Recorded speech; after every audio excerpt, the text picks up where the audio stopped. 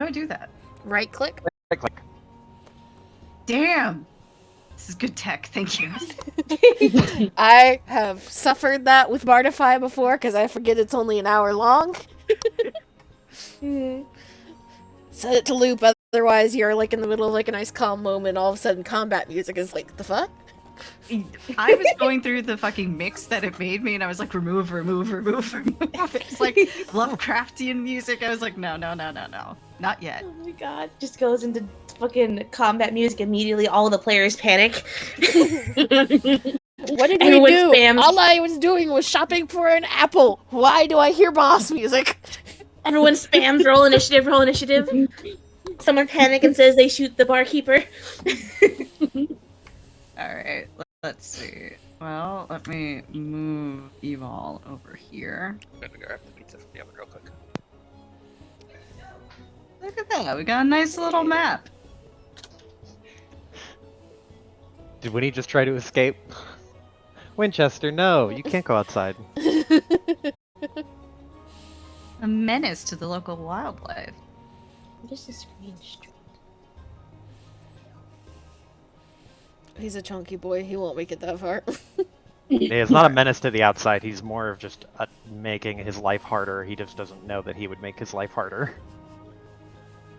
But all this wilderness instincts. which wilderness instincts to come scream at mom at 3 a.m. for food? He's a hunter. Alright. So, I think Piper stepped away? Do we have a Piper? To take a pizza out of the oven. Oh. Correct. Alright, let's rock. Okay. Right. So, welcome to Rise of the Runelords. Oh boy. We are starting today off at the Swallowtail Festival, which is going to serve a dual purpose today. Instead of just commemorating a time that Desna fell from the skies down to Galarian, it's also going to serve as the consecration of the new church. For the past 10 years, the people of Sandpoint haven't really had a church to speak of. Whenever they've needed to attend services of any kind, they've just had to make do with kind of booths and temporary structures. This is all, of course, because of the fire 10 years ago that swallowed up the previous church, along with its priest, Father Tobin, and his adopted daughter, Nualia. It was a tragedy for all involved, and for some of you, more than others, but something that's well remembered throughout the town. As such, people are extremely excited for this festival. There have been more tourists in Sandpoint lately, but that is all coming to an absolute head today. Those of you who are from the city have never seen it this packed before in your lives. The town square, which is where this map is, in front of the new church, is absolutely jam-packed with people. Even though it's bright and early in the morning, there's still tourists out trying to buy old light-themed tchotchkes from this booth or that booth, and you can see some of the locals are already making a fair bit off of them. There's some opening speeches given out by the mayor, who thanks everybody for coming and points out that even Das is out today, which is very unusual for him, as he both hates crowds and doesn't really like merriment in any form. But he's got himself set up with a charity booth where you can pay 2 silver coins to get a ball and chuck it at this contraption they've got set up, and if you hit, you get to dunk Das in a barrel of water. He's extremely excited about this. Over the moon. Afterward comes Sheriff Baylor. Sheriff Baylor is, as the name would imply, the sheriff of the town, but he's only been around for the past 10 years or so, since the fire, and more accurately, since a spree of murders racked the town, perpetrated by somebody who actually used to live on the outskirts. He was a famous artist, actually, before he became a serial killer. They call him Chopper, for reasons owing to the state of the bodies when they found them. They were able to finally catch Chopper, but not before he could kill the previous sheriff. Baylor was actually the guy who found said previous sheriff and was able to finally track Chopper down and apprehend him. And that's why he's got the job now. Nobody really wanted to argue with credentials like those. Baylor is a pretty serious guy. He's Shoanti, meaning he's the native equivalent of the world. He's kind of, no nonsense. And while the mayor was joking, he takes the time to remind everybody to stay safe and stay vigilant, owing to some of the previous happenings in Sandpoint. Baylor also stops to make sure that everybody takes a second to offer up a moment of silence for those who died during the fire. After Baylor, there's supposed to be a speech from Lonjiku Kaijitsu, who is one of the primary merchants in town, but it seems he's fallen ill, which is probably a lie, but it's not a lie that, people weren't expecting to hear. He hates public engagements of any kind, and usually chickens out of them at the last second. The last person to speak in the morning will be Sir Dracus, who is the head of the theater. Gives a nice, long, meandering speech full of jokes, reminding everybody of the long road they took to secure funding for all of the structures that you see around you now. Afterward, he makes sure that everybody knows there's going to be a brand new performance on tomorrow, and it's starring a brand new star. Imported all the way from distant Minkai. He introduces everyone briefly to Kokoro Kaijitsu, who is a hometown hero, as it happens, related to Ameko Kaijitsu. So, Piper, if you would like, what's Kokoro gonna do with her 5 seconds up on stage? So walking up on stairs, Kokoro gives a bright smile and waves. Character She goes- description. You want me to character description? So right now she's in human form. So when you look at her, you see like a 5'6" tall woman with very long white hair and bright blue eyes, and she's wearing a traditional Minkayan white kimono. Her eyes are like a very, very bright blue. And she has just the biggest smile on her face. A warm, natural smile. Now, all of you, be sure to come enjoy. It's not every day you can see such a treasure as this performance that's coming up. It is sad that this was supposed to be a two lead play. As she trails off, she leaves that on that ominous note. Dracus, as you say that, quickly sort of ushers you away from the stage. Kind of gestures, He's like, never mind that, of course. It's going to be very freshly revised. Just the freshest play in all of the Inner Sea. Please come see it. We need the money now.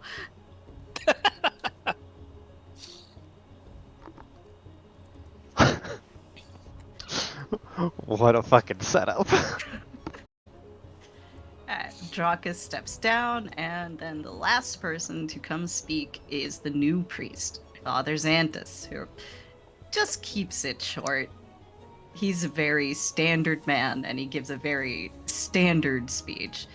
Mostly just thanking you for coming to the festival and hoping that today they can finally start moving forward again after the tragedy of 10 years ago. And with all the speeches out of the way, you're now free to enjoy the festival itself. Just packed full of games, food, contests, sorts of things. So, what are your characters doing at the festival?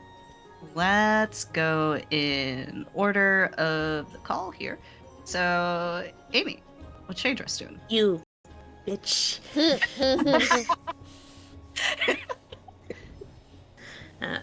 God fucking. Can I, like. No. What are you doing? Fuck you, okay? Why does my name start with an A? Of all the fucking letters, it's gotta be the first one, huh? You could have just stuck with your fucking call sign, Monster fucking Monster Slayer. Slayer. You would be down further. Did it be Iris? Change my name real quick. Okay, quick question.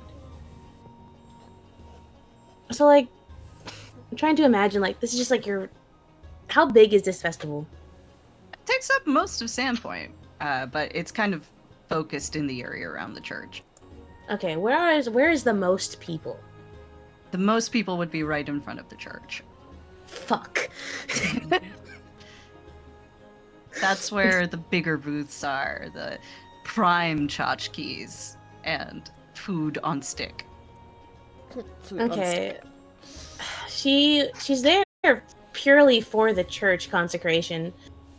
So Shajas is probably just like she probably like walked towards the church, saw the amount of people there. Fuck that shit. She walked to a nearby food stall to get like, I don't know, Food on random stick. poultry on a stick. And she's probably just like got her foods, vibing, probably like away from the crowd a little bit, like on the outskirts of the crowd. She's still near the church because that's the reason why she's here. She doesn't want to be near the crowd. And she's probably just chilling, looking out, seeing where the fuck is someone she can stand. All right. So, as you're looking around, Also, pause. Hmm? Character description. Ah, This right. is first session. Everybody has to give it. Right. I'm sorry. I forgot. All right. I need my folder. I need to get my folder. I need to get my image out so I can look at the image, so I can look at this character description. There's a fucking process here, okay? All right. Excuses. So, fuck you. Excuses. Shayadrez is a red tiefling, specifically a devil spawn tiefling, aka hellspawn. That badass name. It's so cool. She's about 5'10". She has like a long dark blue braid that she has that like ends at like waist level. She's decked out in her armor and her like gear strapped alongside her. She has like a shield on the back of her back that's kind of half hidden with like her black cloak that she has. And she has little bits of jewelry on her earrings, earrings on her ears, and like little metal bits and bobs on her horns and on the end of her tail that match with little metal clasps that are on her armor and on her belt loops and stuff. And she is just probably just like a quieter stand or like building of some sort. She's just leaned up against it, just snacking, and just like watching the consecration of the church, and also keeping an eye out to see if she can spot anyone that she can semi-tolerate. love the specification of semi-tolerate. So, Shadros, I've got bad news for you, which is you would know, owing to the schedule of events, that the consecration is not actually due to happen until the evening. Why the fuck is she here? Until about 5 p.m. But there's a whole lot of other stuff that's going to happen before then. At about noon, there's going to be the Swallowtail release, which is a whole big to-do. It's kind of one of the more religious parts of the thing, where in order to commemorate Desna's fall and that sort of story, they're going to release a whole bunch of butterflies, and that's pretty fun. Oh, that's fun. I imagine that Shay just kind of just forgot the schedule as she's like wondering, wait, what time is it again? Fuck. She's gonna finish her food and she's like, I'm not being near this crowd for the next like 5 hours. She's gonna go look for Mesmine. Well, you do find Mesmine, who I will say is probably on break from having to man Doss's stall, which is doing preposterously well, by the way. People are paying arm and leg to try and dunk Doss. No one has succeeded yet, however.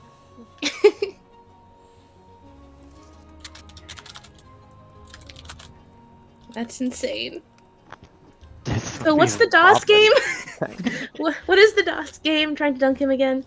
It's dunk Doss. He's sitting up on one of those platforms that's got like a little paddle sticking out of it, attached to a target.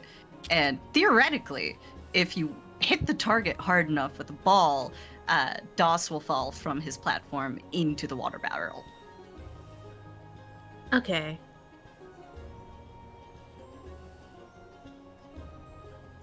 So Iris, despite hiding and attempting foul methods to change the order of this situation, I don't know what you're talking about. Double Z is really something. Zyrus. Tell us a bit more about how Mess's day has gone. Oh, fuck. Accurate. Sorry, I'm chewing too. Ow.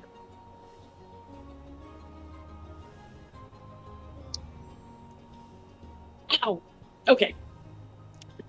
So, Mez was handling the booth. Like, I imagine she was kind of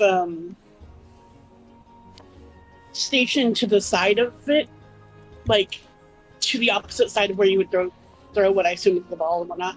Mm-hmm. And she just kind of mumbling, or not mumbling, but like trying to talk with Doss, make sure, like, you really didn't have to do this kind of thing.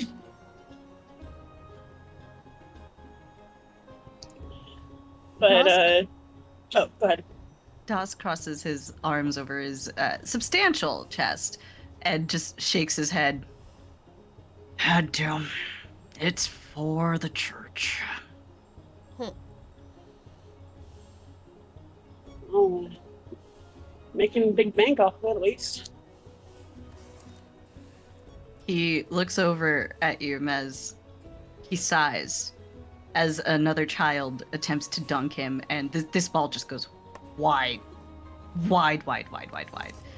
It actually hits against the back of another child, who then wings it back at the initial child. Doss looks at you, kind of frowns. Mez, am I dunkable? So existential.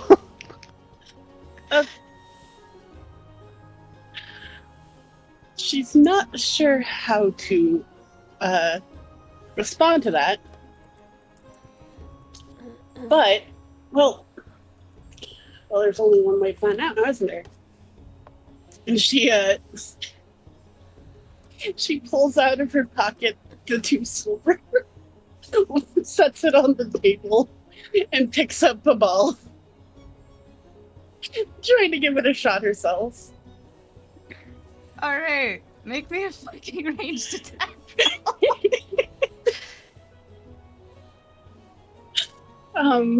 How? Hit the ranged button. There. Range. Where's range? Yeah, just. If you open up your sheet, it's above weapons and attack. You'll see spell resistance, and then it's above that. Ah, okay. So you can just click that. Also, you forgot something. What I forget. Description. What I forget? Description. Didn't forget a description. Well, you have time for that now, as Mez winds up to take a throw, and the ball just bounces right off of the paddle.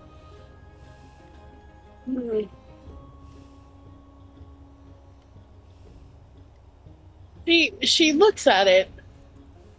Her pale skin, very white pale skin, kind of contorting a bit, like her face. She looks at it. She's like, maybe it's broken. She gets closer to it. Looks to Doss. Pushes on it. Just to make sure it's working.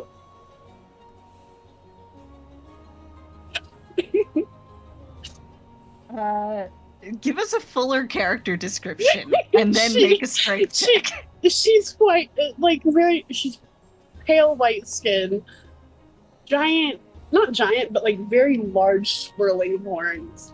She has a pair of goggles on that her hair also kind of covers a bit, or like makes a. She's not long hair, but like it's a little loose in the ponytail kind of thing. So her bangs kind of cover over her eyes a bit. She's 5'4". She's wearing like browns and dark grays, kind of the typical blacksmith attire. Nothing really too extravagant. And she has some boots on. And she has a very, very large red dog on her left side. Just keeping her company up against the side of her leg. She kind of pets him after she threw the thing. Like, wonder if it's working. And she pushes on it. Go ahead and make me that strength check. Just click the strength button. Just click strength, yeah. Okay. Wait. Shit. Oh, 12. Okay. It took a second for the 12 to populate there. As you are pushing on this thing, it doesn't budge all that much. You're putting a fair bit of force on it, but as you know, you're keeping an eye on Doss as you're doing this to see, let him know that there's a possibility of dunking shortly. Kind of narrows his eyes, and as you're trying to get a good angle at this, you get behind it a little bit, and you see that Shadris is now in line.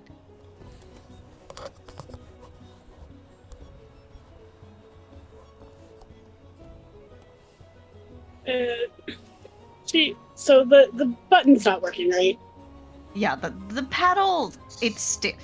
It's not that it's not working. It's you're gonna have to press pretty hard to get it to work.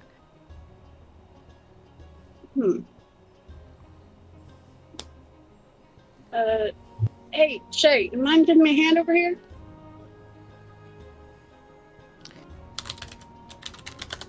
She kind of waves her hand over at Shadris.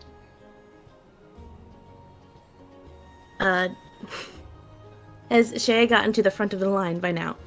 Yes. Okay. And she probably had how much is it to do the thingy? 2 silver. 2 silver. She probably was digging out her 2 silver and to put into I don't know, the bucket, bin, whatever the fuck. It's a bucket. We'll go with the bucket. Bucket. Put into the bucket, and she stops and she turns. She's like,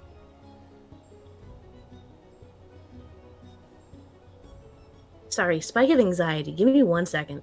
You're good. You're good.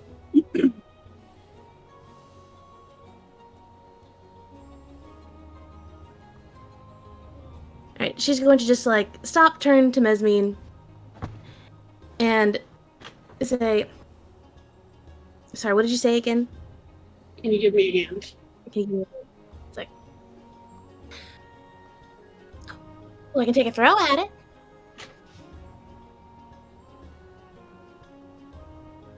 I can give that shot if you want.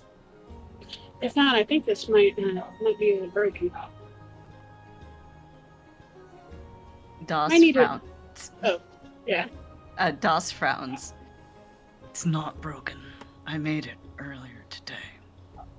Maybe people here are just too weak.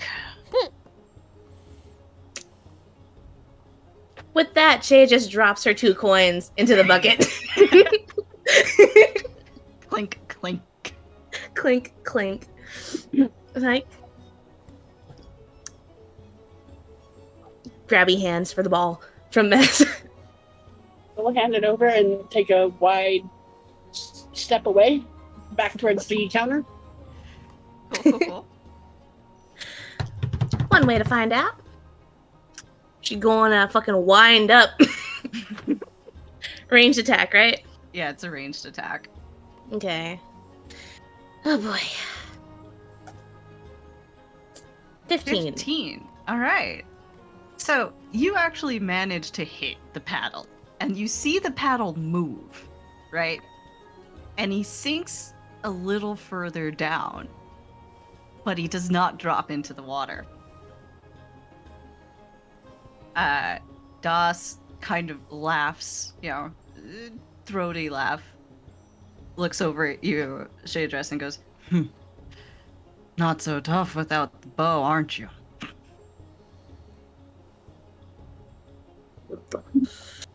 Clink, clink.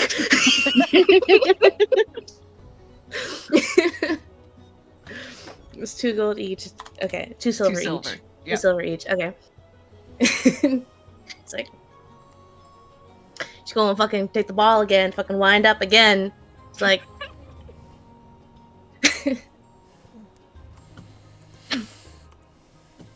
she going try and do this again.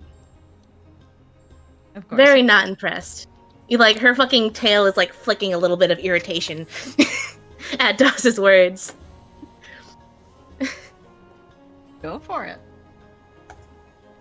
Oh shit! Okay. Damn. Hey, it's not a nat 20, but that's pretty good. All right. So Shadress, you really wind this one up, right? This is one of those exaggerated baseball pitches you've got going here, where it's really more about momentum and just pure force than it is dexterity. And the ball whacks into the paddle, and Das sinks. He falls straight into the barrel, which, as it happens, is slightly too small for him. So he kind of has to scramble a little bit as he's falling down. And he's a little cramped in there, but soon he's completely covered in the water. The crowd of children that is around you has burst into cheers. In fact, passing by is Ameko Kaijitsu, who is helping Kokoro out with passing out flyers. And Ameko is one of the locals in town who you would know at least a bit.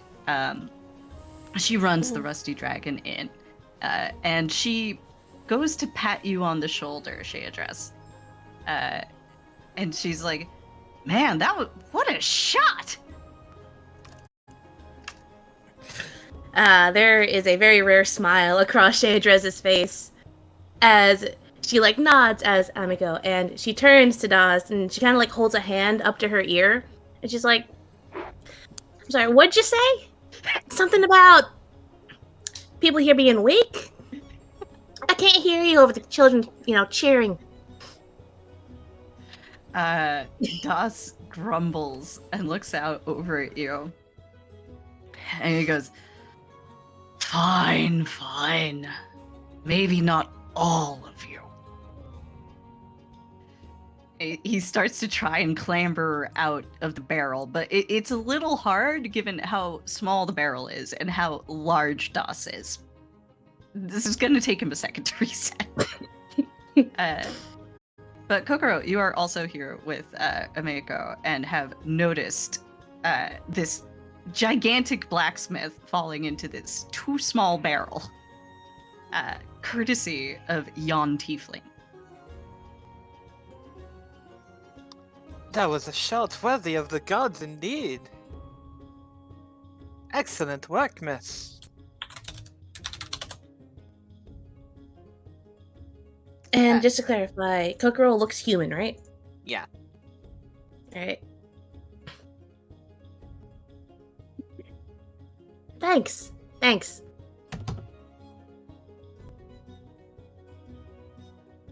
Here, have a flyer. And she hands you a flyer. The flyers are haphazardly made, owing to the fact that they were made last night.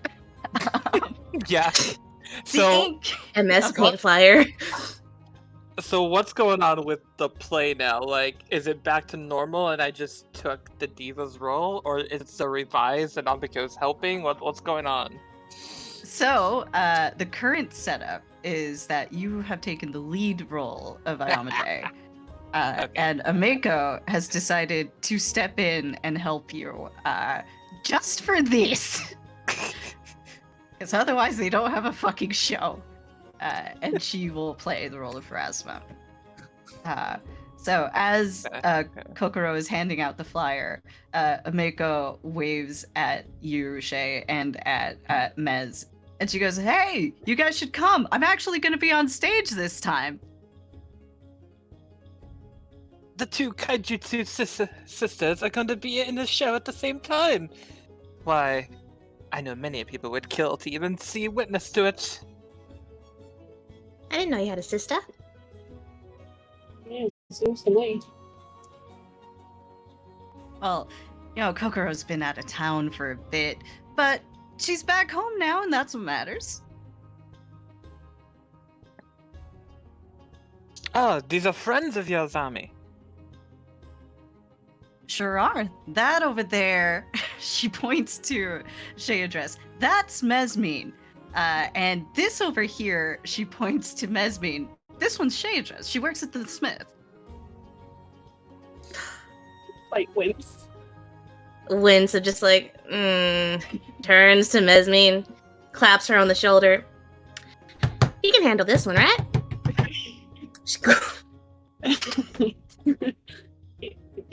Yeah, I got this one. I'm Mesmine. I work at the blacksmith. This is the shaders. Amiko kind of face palms and she goes, "Oh shit, sorry about that. It's just, Shay, you're never in town, so I'm sorry." No worries. We look so alike. Practically twins.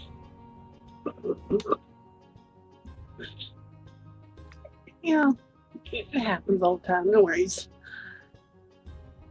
She has the good I'm grace used to to see I'm not cowed by this. Are they actually twins? They are not. No. Look at them. No. Okay, I was making sure. They don't look anything alike. One's Okay. 5'4", pale white with white Okay. hair. The other's 5'10", red with blue hair. Okay, okay.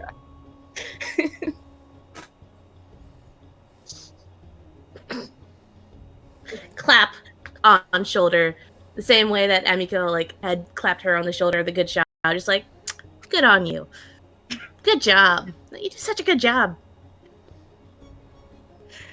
Amiko sighs and goes, "I probably deserve that, don't I?" Nah, we're fine. No, of course not. Why would you? She laughs kind of nervously and she goes, "I can get you seats on the house. Call it even?"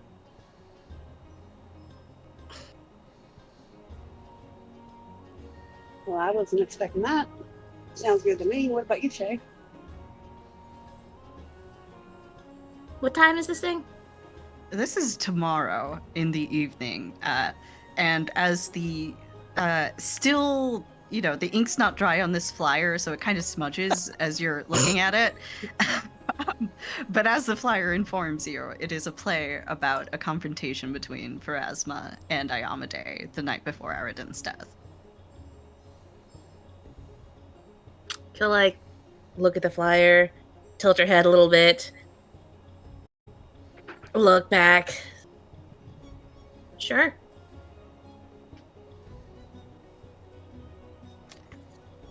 That is most wonderful to hear.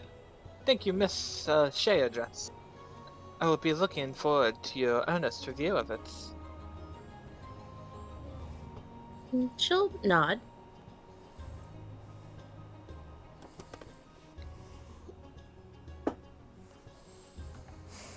Mako will look between the two of you, clasp her hands together, and go, and hey, don't miss the cooking competition. I brought something incredible this year. You're not going to believe it. Oh, so that's why you were in the kitchen all day today. What were you making? Something from back home. You'll see. I don't think they're ready for it here, but we're going to sell gangbusters. Ooh, I am ready for it. Some sort of Minkayan treat? Oh, we've got treats, we've got an entree, we've got the whole thing. Don't you worry, the Rusty Dragon's taking home the prize this year. Oh, and what is the prize this year? The ability to say we took home the prize this year. A wonderful prize indeed. So, Mez, you work as a a blacksmith, correct? Yeah, I'm just an apprentice currently. Oh, that's wonderful. Do you have any sort of signature craft that you prefer? Well, kinda. I work on a little of this, a little that, but I actually just finished something. I was hoping to get blessed during my break. Well, might I behold it? For sure. She pulls, kind of goes back to the little booth and pulls out a little box, kind of the size of what, like 2 hand lengths long. Mhm. And she opens it up, and there is. Oh, actually, no, it's a lot bigger now. I'm thinking about it. It's A not a fucking pistol. musket. Yeah, I don't know why I was thinking it was a pistol. But yeah, it's a very, very long box that was underneath the table, and like was the length of the table essentially. Very thin though. This would be my pride and joy. She opens it up to show. Really,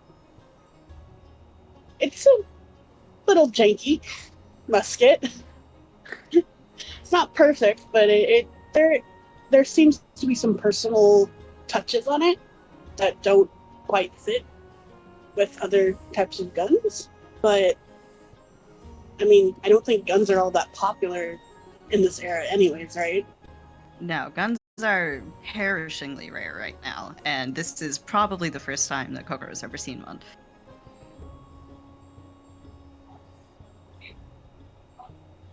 Can't hear you, Piper. Okay. Hello. I Hello? hear you now. Okay. Wow, and you made this. What a masterpiece. Indeed, this is an item worthy of a goddess's blessing. Well, thank you. Honestly, I learned a bit about it from reading some Kayan books, but it's not quite the same. Kira, can I use like prestidigitation to make it like glow a little bit? Yeah, sure. So Kokoro puts her hand on it and it kind of glows a little bit. And behold, for a goddess has indeed blessed your gun. Daikitsu looks fondly upon you. And with that, she gives a hearty laugh.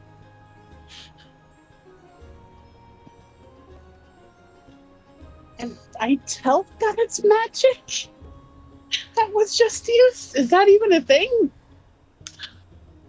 You would usually be able to. I think Presti has verbal and somatic components. But you know what? Roll me perception.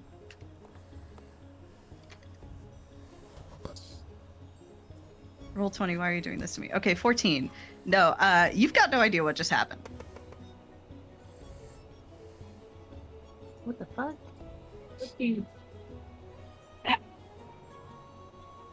She looks over to Amiko. I didn't. Are you some sort of deity or something? Amiko laughs very heartily. A bit too long. just a tad bit too long.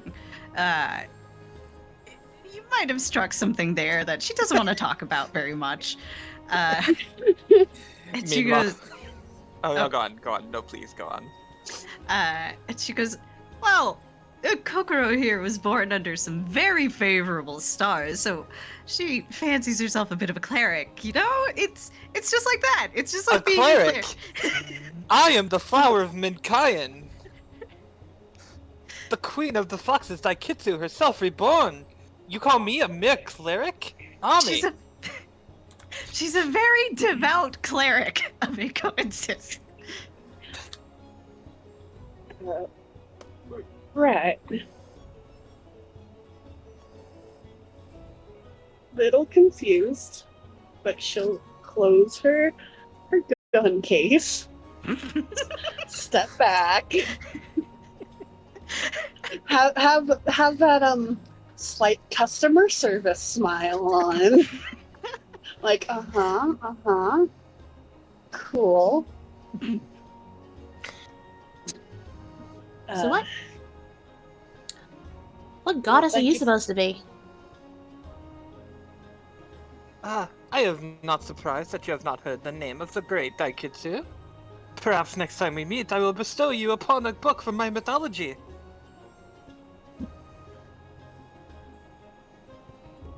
Yeah, sure, I'd love to read that.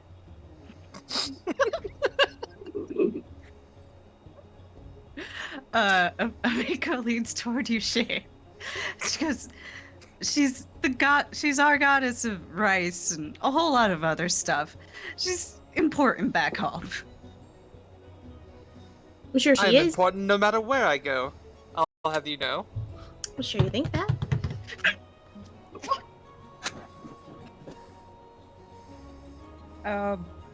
As you guys are talking, Barnabas starts to shift. Just gets up, looks around, starts pawing ahead. As he paws around, he walks behind Kokoro, and he just sits down and he stares at her. Barnabas is the dog, right? This extremely large red dog, yes. And what a marvelous dog! She bends down, being part canine herself. Looks at it with approving glance. She holds her hand out to it. Make me a handle animal check. Barney likes tieflings. I don't know about this kitsune business. I mean, we're both canines. There's some blood. Hey! He's a little suspicious of you at first. You can kind of see his doggy eyes narrow. This But is the true eventually- test. Does Barney fuck with you? He leans forward and he sniffs your hand, and then he puts his paw in it. Yeah. She shakes it. Truly a well-trained animal indeed. That was a bit surprising. Barney doesn't usually like strangers. She kind of goes closer to Barney and a little nervous he might jump her. Just you never know. You never know Things with the could dog change. that big. Yeah, things can change very quickly. Mhm. Yeah, the vibes can shift. So Barney seems pretty chill, at least as far as you're aware. But his head does turn because he and you both hear from the crowd the call of a child who is shouting, "Bye-bye! Bye-bye!" This, of course, being Cece, who is being carried by Easemark because Virginia is off at the weightlifting competition. That tracks. She does not expect much in the way of competition, mind you, but she saw it listed as an activity and made an immediate beeline for it, just handed you CC, and was off. Cece going nuts and shouting to go to see Barney. He of course oblige. Gotta go. You have to see the big dog. You have to. It's the law. Do you remember what you're supposed to be doing now, Joe? Oh yes. I don't remember, but now I do remember. So, Ismark is a 6 foot, 6 foot, like 6.5 inch foot, and he will. He is like fairly white-skinned, like kind of muddy brown, slightly darker brown hair. He has a bit of scruff, like 5 o'clock shadow that you can see. He has like a very, very bright blue eyes, like they're very noticeably blue. And he is wearing like a long, kind of almost like a duster, but it's like a lighter material coat with some standard like just cotton trousers and a shirt underneath it. He has a belt with like several different pockets and straps on that have various ampules and vials and things, some tools, etc. And he looks like he does have the appearance of someone who would know like alchemy. He's very clearly carrying like glass vials and things on like his person. Not a heck of a lot, but enough. And then on his back, you can see that he has what appears to be a rapier, but it looks a little different. The guard is, rather than a typical rapier guard, it is bent outward and upright, so it looks kind of like the shape of a like a jeet or jite. I don't know how to say it, but it's very clearly still a rapier. And he has like his hair is like kind of scruffy and short. It's not very long. And he is carrying Cece, who is like 3-year-old, very small. Well, smaller than obviously like your average sized person, but she is a big 3-year-old. She has a tint of green to her skin. She also has like kind of muddy brown reddish hair and one little snaggletooth tusk poking up on like one side of her cheek or one side of her mouth, but not the other. And Ismark is carrying her. There's a little struggle, but he's carrying her. And when they see Barnabas, and she cries out for him, he will quickly hustle over, and then once they get close enough, he'll just set her down so that she can go, and she's like eye level with this dog.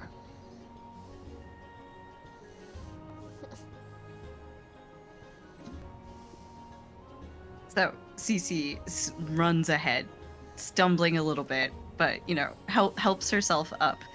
She is so excited to see this dog, beyond excited to see this dog. Barnabas kind of just turns and stares at her a little and gives a quiet oof. And this makes Cece's whole fucking day. She like falls backward. It's like, you've seen those gifs of a red panda pouncing. It's like that in reverse, where she just kind of stretches all the way out and then falls backward as if she's taken fucking sonic damage from this dog's very soft boof. Oh my god. This is so adorable. Ismark is watching, and he is kind of like a little bit of a sleepy-eyed look to his face, where he's kind of got a little bit of bags under his eyes going on. But he is very like contentedly smiling, watching her go absolutely crazy over this big dog, even though the dog is not even doing anything. He's just sitting there being a dog, and his little girl is going absolutely mental for it. But he'll look up. So the dog is Corvit's dog is but Corvette isn't around. Oh, he's around. He's currently clawed himself out of the barrel in the dunking station. He's finally managed to extricate himself. Okay. And he's sitting back on the platform there. The dog is standing next to Kokoro and near Mesmine and Chadros as well. So he lets Cece run over to it, and then he'll look at either people standing nearby the dog and just like, hey, how's it going? Sorry, I, gotta show off the dog to the little girl, I have no problem with it. It is not my dog. But by all means, hello there, little one. Yeah, it's not a problem at all. Cece, when she is called to, looks up at Kokoro, and you can see her eyes go wide, and she like makes grabby hands, and she goes, "Are you a princess?" Haha! What a wise child! You are blessed! Ismark like nods, kind of half listening, half like, oh yeah, okay, that sounds about right, and he just nods and just goes, yeah, I taught her everything she knows. Since she makes grabby hands, like, I hold my arms out, like, if it's okay, I don't mind picking her yeah. up. Ismark just waves like, yeah, you can pick her up. She's fine. And she does. She does have a little issue with it because she has a strength of 8. Can she pick her up?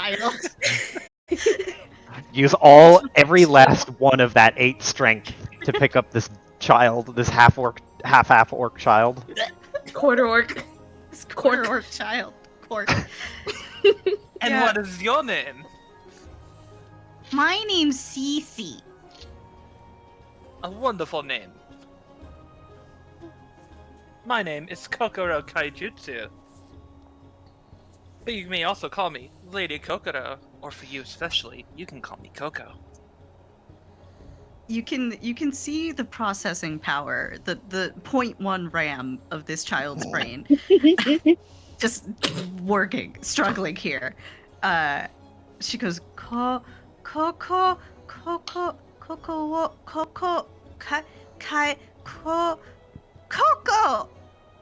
Yeah, Coco. And since you're Cece, I'm Coco. It's super easy to remember. She gives her a thumbs up. She responds to your thumbs up by attempting to high five you. Yeah. She like slaps her open hand against the thumbs up. Yep. Kokoro sweating from having to hold her with one hand so she can thumbs up. Ismark, like in the background, like she was struggling with Coco, and he was kind of like mouthing the words like Coco in the background, and then she holds up her like a thumbs up, and then goes for a high five, and he just goes, "No, you got it. Okay, you know what? That's good. High five's good. Yeah, you're doing great."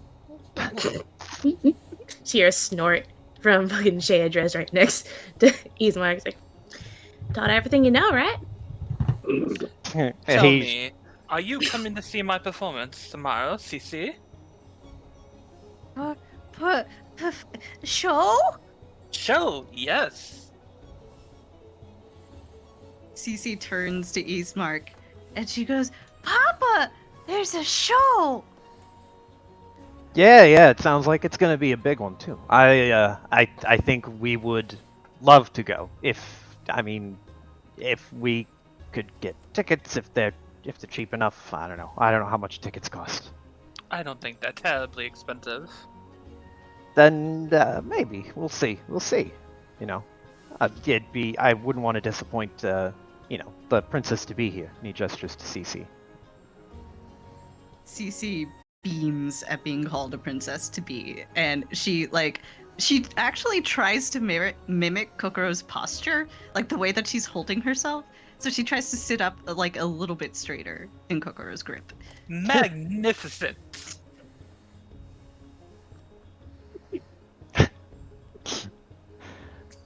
while that's happening, like Ismark will kind of like just in a approvingly just fun way, he'll shake his head just like, oh boy, she is a bit too much, but in a happy way, and then he'll turn to Shaedris and like say, yeah, I told her everything you know, everything I know, but hi, by the way, I'm Ismark, and that is Cece. I don't think we met. Are you saying that to Shaedris or are you saying that to Mesmane? To Shaedris, the red Okay. one. Just clarifying there. Yeah. I wonder, have they met? I was under the impression they had. Not Yeah, they had worked on officially, but jobs like, before. Yeah. did Yeah. they? Oh, okay. I've been like, maybe they like, Sorry. maybe like tangentially, maybe at least. Yeah, it's possible there wasn't a formal introduction. Not a formal introduction, Mm-hmm. but he introduces himself as Ismark. Does he hold like a handshake out? Yeah, he'll go for a handshake. Yeah. She'll shake his hand. It's like, I know. Name Shaedris. Yeah, I see you around. I know we worked in similar places and similar things. You know, what's the name? Shalelu? She's one of the wilderness types. He does like a hand wave to show like, does this like around hand wave to show, to just say like, she's one of the wilderness types, you know, in the city, I guess. Shaedris is going to just like shake his hand, nod towards like the place where their speeches were. It's like, and you know, Baylor, sheriff types. Yep, that I do. And I believe we may have briefly run into each other when I've been around to Das's shop over there. He leans a little bit past Shay to look at Mez. Well, I've seen you around a bit. Usually I'm in the back, though. Doss seems to work with me in particular for some reason. Yeah, well, I'll just say, it's a pleasure to meet you. I don't think there's ever any formal introduction, but... Oh, right, I'm Miz. And she kind of gives a wave rather than a handshake. He'll give you he'll like just copy the gesture, give you a wave, and he's like, Ismark, and of course, and he gestures with both hands. It's like Cece, the little one. Cece waves to everybody, and she goes, "I'm Cece." That you are. You're doing great. She kind of taps her forehead and like looks at the two tieflings, and then looks at Ismark, and goes, "Can I have those?" He blinks for a second, and then kind of tilts his head forward and just goes, "Horns?" Yeah. You know, I don't know where they sell them, but I'll look around. I'll see if I can find you some. And he'll wink.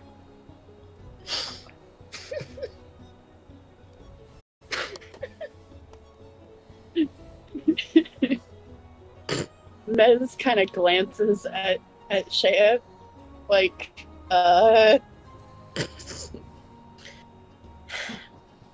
least the kid's cute.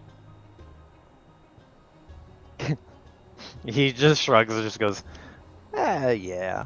She'll, I think she looks pretty good without horns, personally. No offense to you.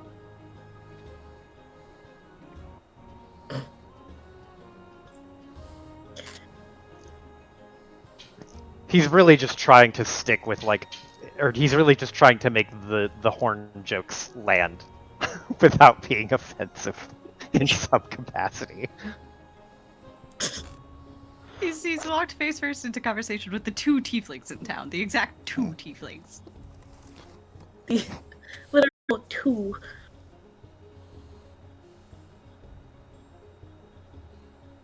I don't know, man. Is it cultural appropriation to see if they sell like horns? I don't know. I don't know if that's a thing.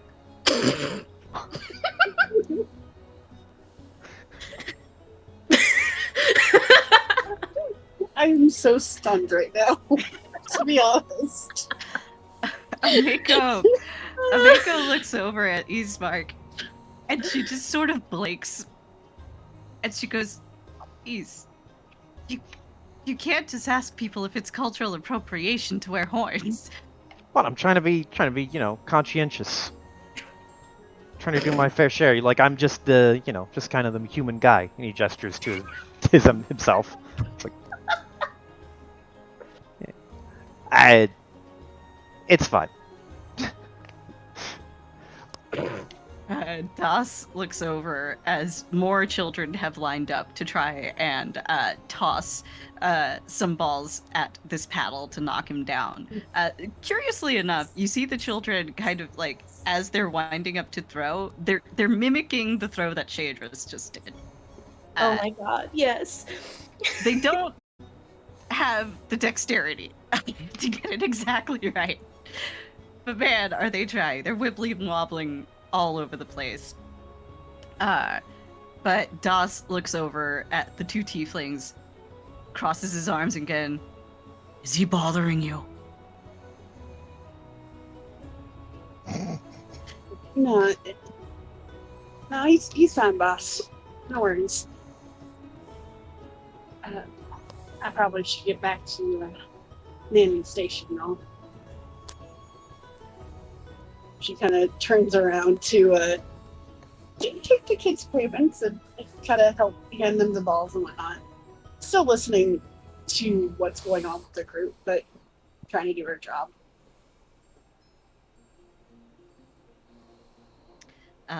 Cece has now taken to, she's still with Kokoro, but she's kind of like grabby handsing back at Ismark now.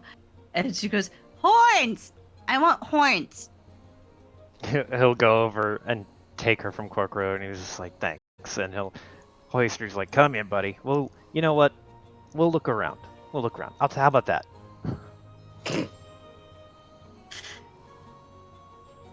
Cece seems appeased by this. Seems appeased. Seems appeased for now. She will not forget. So, Ismark departs from the group and starts looking around for some horns. I'm guessing. Yeah, he is going to start meandering around to see if anyone has made like a headband that has something that can mimic horns. Like literal like fake cosplay horns that you can buy at like a convention. Dead ass looking for something like that. You're trying to homestuck your daughter. Oh no! No. Maybe like the Party City Devil horns, maybe? You sure you don't want Karkat horns?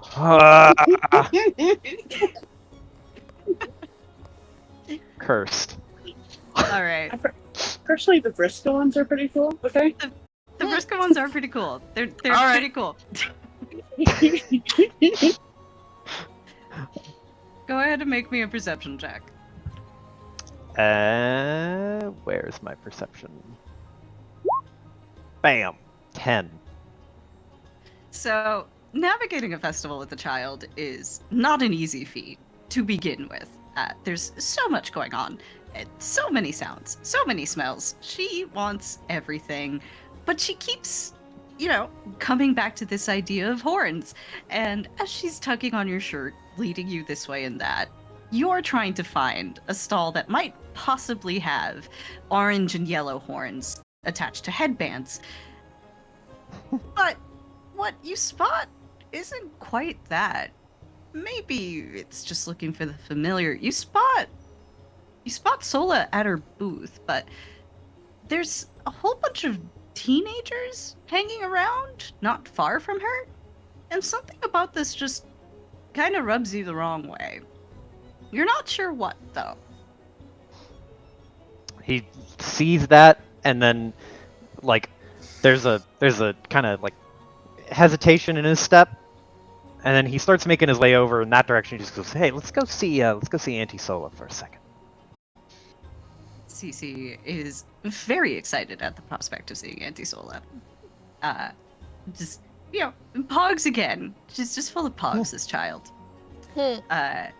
Zola, tell us a bit about your setup here. I imagine Sola has a booth that is fairly shaded. She's made sure she's gotten a umbrella of some sort from somebody. And it's primarily like the standard tinctures and remedies and balms that she knows people tend to ask for in town. With like a couple of the smaller like potted herbs that people might want to like just have in their kitchen for various things, but it's all very kind of colorful. It's matching her outfit. She has a very loose, very flowy kind of cross between like an Indian sari and like a stereotypical Romani outfit. Let's see here, actually. I do. There you go. It's just bright and colorful, and she herself is various shades of blue with gold eyes and a kind of sea blue, sea green, little wisps of hair. She very rarely has her hair uncovered. It's usually covered in some sort of wrap or scarf or something, and it's just this bright kind of shimmering gold scarf today. And at just kind of off to the side so that they can see around the booth and like watch as people come and go is Holly and John. Though I imagine John is actually like hopped up onto the booth proper, like one of the highest tiers of her setup. Mm-hmm. So he has a better perspective. And she also has like an extra couple of chairs off to the side because she is a backup healer for anything that might go down that, nauseous after the eating contest. Somebody pulled a muscle when they were trying to throw the ball at the fucking dunk booth, something like that. Just like, quick, easy fixes that she might be able to help with. So there's an extra couple of chairs kind of off to the side that she can sit people in.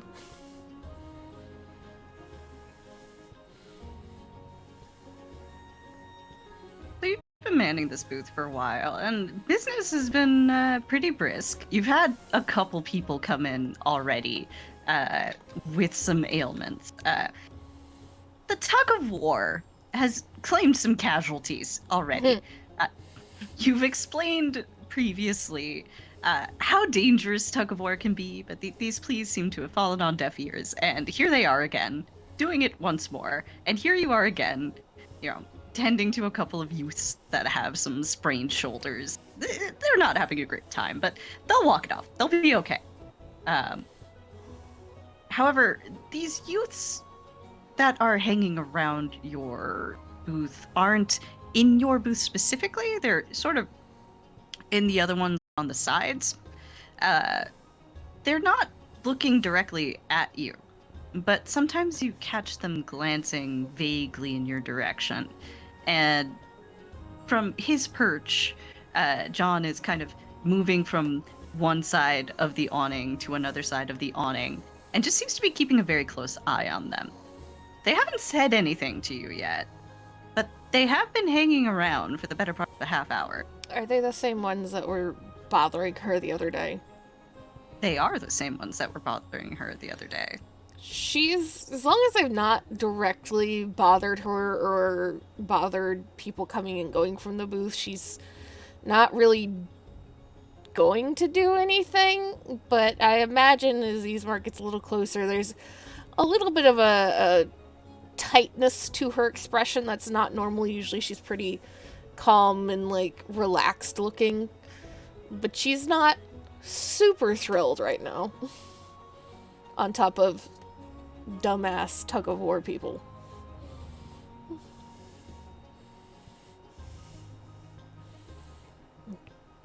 She'll just kind of like lift her head as she spots Ismark and Cece and just very small smile and kind of holds her arms out to take the child.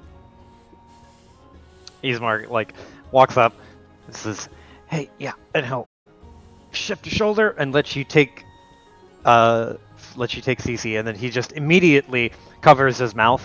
He has a little like almost like a hanky he keeps in his coat pocket, or one of his coat pockets, and he'll pull it out and then cover his mouth and just give 2 or 3 real good like throat kind of throat clearing coughs into it, and just like, sorry, yeah. Just How's immediate business? eye twitch, and we'll reach like under a set of shelves that like so it's on the side that like the customers can't see. We'll just pull out like essentially a thermos of sorts and pour a new cup of tea and put it in his hands, balancing CC on the opposite hip. Gosh, you work fast. Did you have this sitting here just waiting for me to get here, or? And she'll take it and then just start sitting at it. She'll kind of smile for a second. It's just a hunch, let's say. Yeah. Yeah, alright. Fair hunch. But, what's up with all the, teens? She just kind of rolls her eyes. I don't know. They were bothering me before you came in yesterday, and now they're apparently attracted to my booth for no reason. They didn't buy anything. I've not sold them anything. Oh. Yeah, I kind of recognize a few of them, I think, from when I ran in the other day, so... Alright, well, if they're not causing trouble, I guess. But if they do, and he does, like eyebrow raise, like, yeah, you can rely on me if they cause trouble.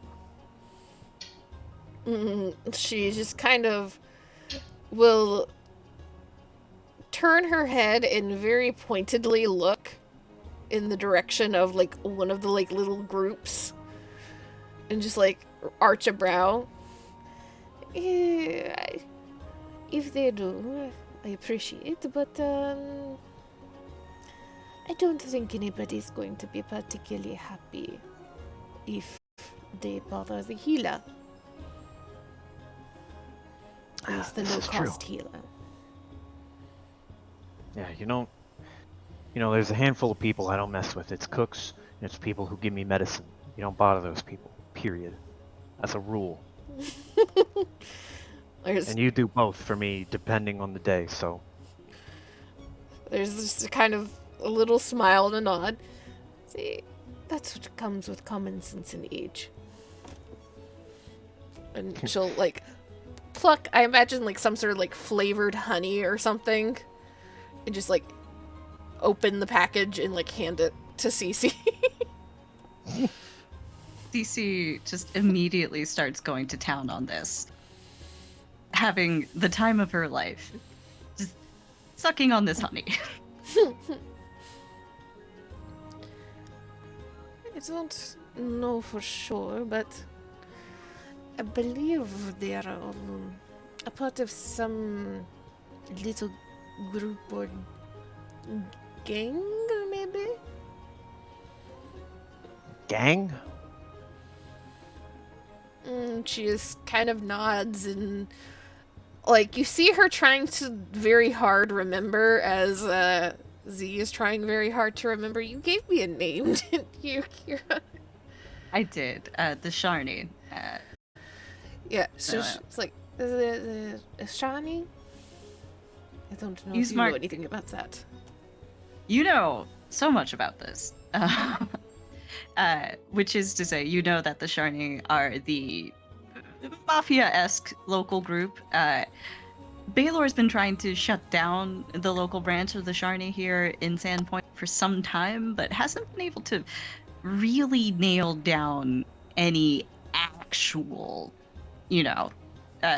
ringleaders here. He's gotten a couple of street toughs here and there, but nobody significant. So the fact that these teens are affiliated is not great news for Sola here.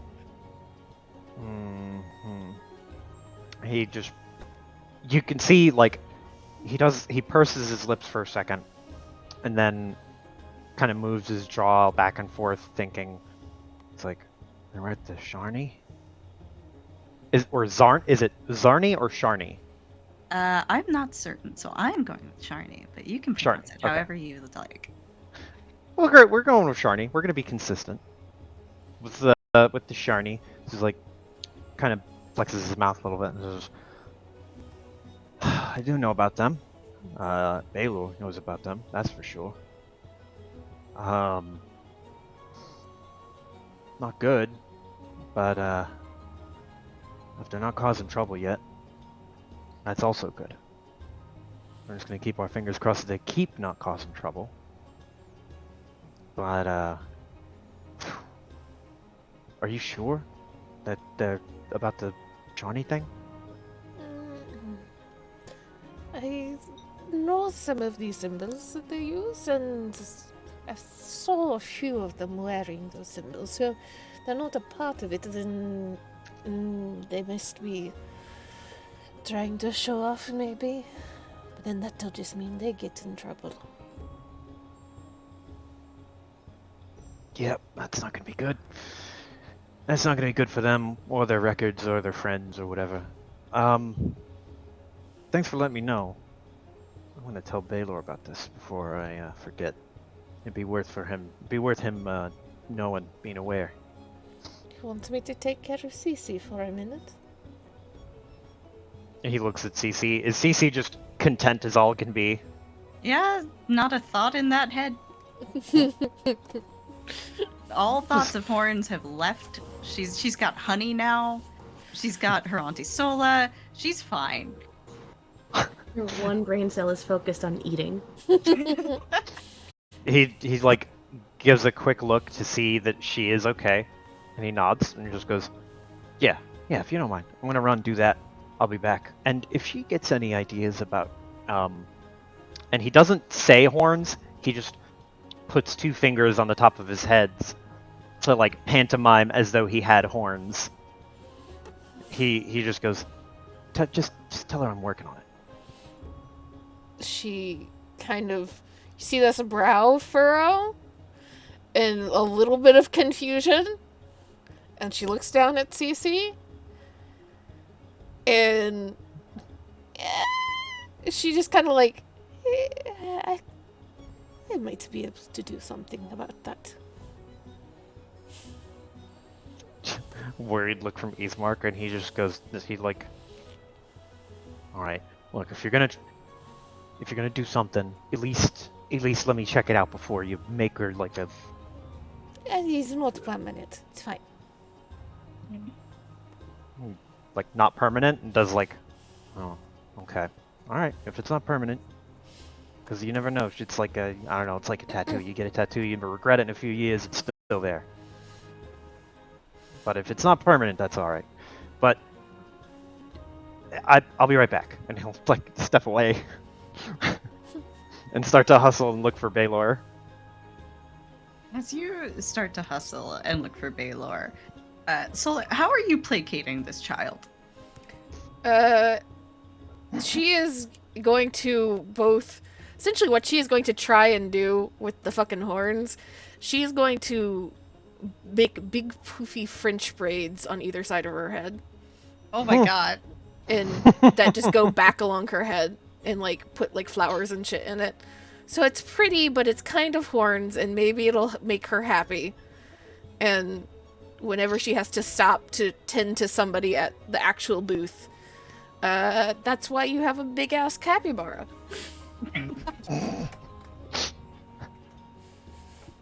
So Holly, I'm assuming you've talked this over with Holly before, and she's, is this a setup like those dogs in Japanese shops where she can take the money, bring it over to you, and bring you the product? I imagine so. I imagine she and John are capable of something like that, as long as they're not having to actually package anything. They have like their own little, slightly lower and smaller version of like a storefront in front of themselves. Oh my god, is this a bodega capybara and bird? Yeah, Capybara and Bodega bird. capybara! As you know, customers approach, you can faintly hear John going, "What are you buying? What are you selling?"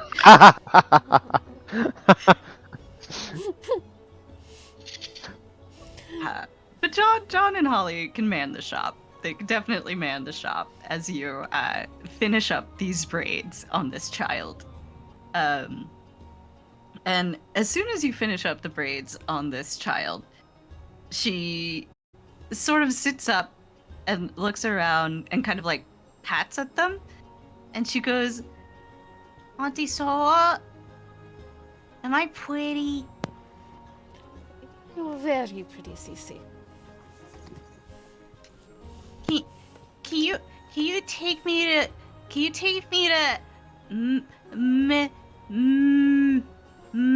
Horn?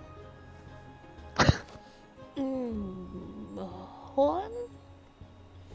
Yeah, the two girls, they have horns, and one of them, she's got a dog, Barney. And when she hears Barney, that clicks in very quickly. Oh, okay, you mean the tieflings. And she just kind of tilts her head slightly and scans the like square. I'm assuming she has at least some line of sight on the dunking booth. Yeah, it's not too far from you. And she'll kind of stand up, pick up Cece, look over in that direction, squint. We need to stay here so that your father can find us again. But I know how to get at least one of them over here. Turns to John. John is currently flying a little packet of herbs over to somebody, but as you turn, he immediately just head snaps right toward you. He goes, "Boss, you need something, boss?" She'll just like gently take the package and hand it to the customer, like, "Thank you for your purchase," and then we'll turn towards John. Can you promise to be nice, because they are good customers? "Oh, I don't know about that, boss. I try to be nice. You know, I try to be nice, but sometimes people they just look at me funny, and I You can't like stop." Shay. I guess Shay's nice. And she'll point over towards the direction of the dunking booth. I think you could try to get Shay and Ms. to come this way. If they don't, I'll give them the pecs. Don't give them the pecs. You sure? You sure? But, boss, it's been so long since you let me give someone the pecs. If things don't go as I hope today, then you may be giving some teenagers the pecs. So there's your consolation. There's this glint in John's eye as you say this. Meanwhile, Holly rolls over onto the counter, very peacefully, just nuzzling her face against some lavender. John departs and heads straight toward the dunking booth, where he finds the other tieflings. The two tieflings. The only two tieflings in town. What have you guys been up to in the interim? Shay's probably stayed by the booth, either chit-chatting with Mesmine or coaching the kids on how to get the proper, like, throwing position. They could be doing both. Easy. Yeah, could be doing both. Yeah. Mez was, manning the booth and whatnot, but she's also kind of glancing towards the church to see if it's died down any. She would like to get her gun blessed. But it's already been blessed. Okay, but blessed by the church, okay? She's not sure about this foreign blessing. Mm-hmm. 2 blessings are better than 1. double bless.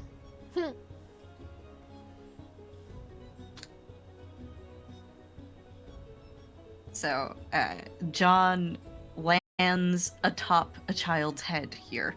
Just perches himself atop a child's head.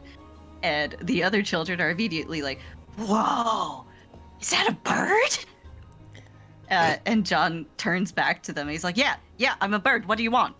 I got a job. I'm here to do a job. Let me do my job. Shea is just going to just like hold out her hand. John alights from the child, lands in Shadra's hand, kind of puffing and shaking himself a little bit. Because, why, I oughta.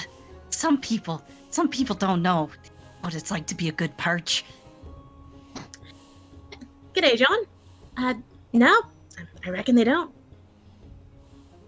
I'm not asking for much. You just gotta stand and let me do my job, and then I'll be gone. Right. It's simple. Just be a perch. John nods. Just gonna look around. Where's Sola? Oh, boss is back at the shop. She's looking after, Cece, the hatchling. She nods. Anyway, hatchling was going on about wanting to see yous.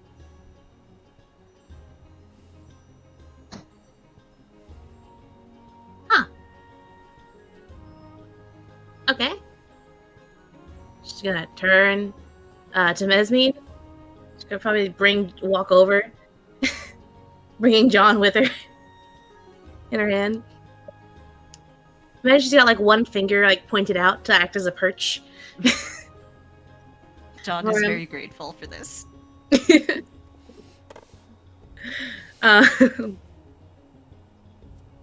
Mez, got a messenger. Go ahead. John squawks and flaps his wings a little and goes, "Hey, Mez! Boss wants to talk to you."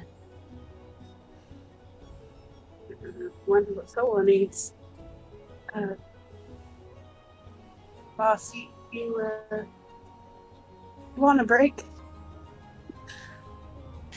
Das looks out over this army of gathered children. He puffs. "Let them try," he says. And he looks to you, Mez, and then goes, "Take Barney with you." Right. What's the weather like today? Is it hot? It's mid September, so it's hot, but it's kind of toward the cooler end of hot. Okay. Shay's just gonna lean on the fucking booth. He's like, "It's Das, right?" Mm-hmm. Okay. It's like, "Hey, Das, you're looking a little hot there." Das huffs again. "I don't hear that often." Easy little dip. Little cooling water. He frowns. "Don't."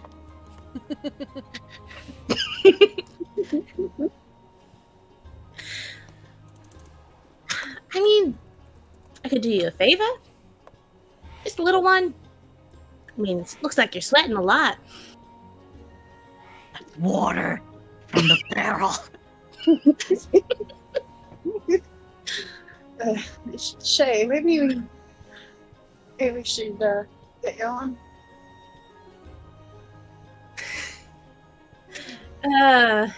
Shay would just like look at Mez, looking back at Das, look at all the children gathered.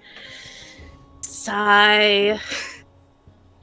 The children are frozen with anticipation, watching this exchange. Just a sigh. It's like, fair enough.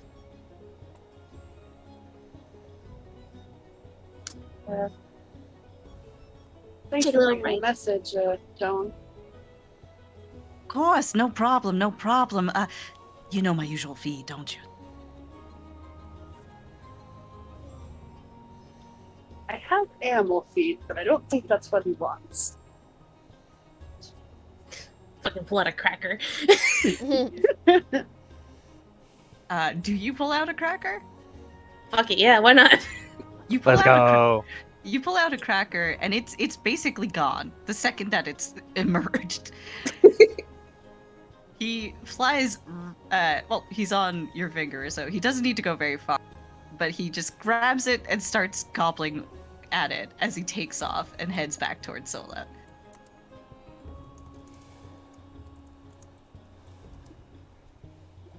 And Mez will do the little whistle thing to get Barney. He's probably over by like the booth, chilling. Yep. Barney was a little hot, so he rolled in the water that was spilled from the barrel a bit. And as you summon him, he gets up and he does the shake. Water goes flying everywhere. Kind of smells like wet dog. I was just follows you. thinking, like, the smell of wet dog, huh? Wet dog in the morning. It's what everyone loves. Mm-hmm. You need a bit of charcoal? Or are you good? What was that? I was just asking Shay if she needed some charcoal. Ah, cool. I imagine she saw the like Wince. Grimace. yeah, that when you what is it when you smell something really bad and you make that face, you know? Mm-hmm.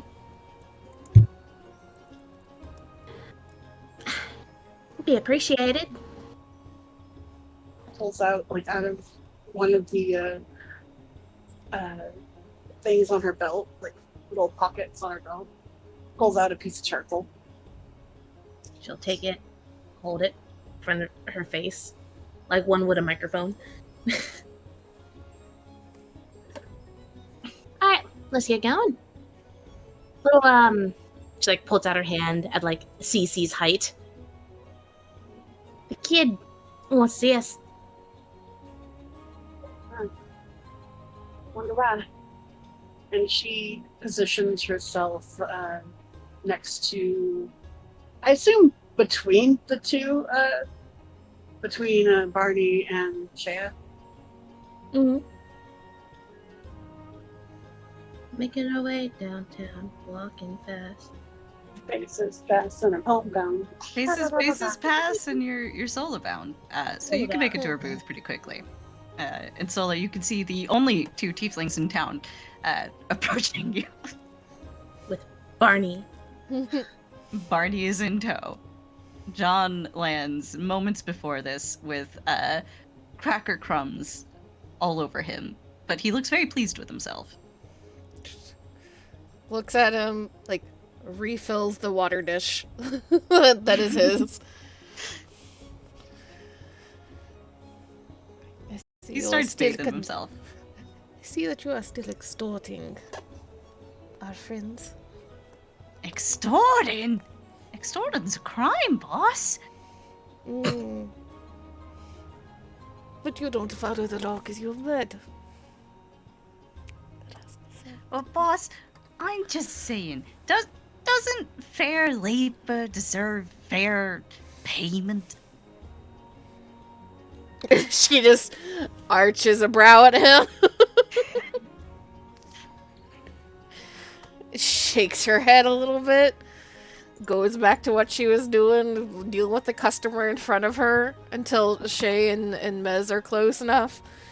And she'll just kind of like step around the side of the booth and has still been holding Cece on like one hip, but is like shifts her a little higher.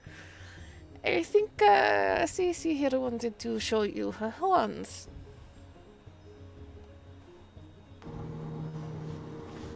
Just two giant puffy braids with feathers in them. Well, not cute. She kind of leans down to Cece and kind of pokes at them a bit. Still a little bit of distance between them, but close enough she can poke them. CC giggles, and she goes, "See, don't you look cool?" You look the coolest. Looks like you pretty well. They're gonna grow big, and they're gonna start curling, and then I'm gonna be a princess with horn. That's so cute. There's just a very slight amount of confusion from Sola. She doesn't know where this new fantasy has come from. Other than Cece has seen tieflings, but horned princesses new.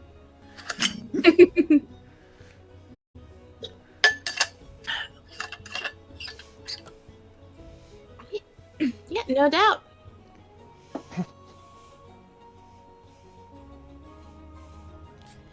To say I am surprised that you came into town, Shay.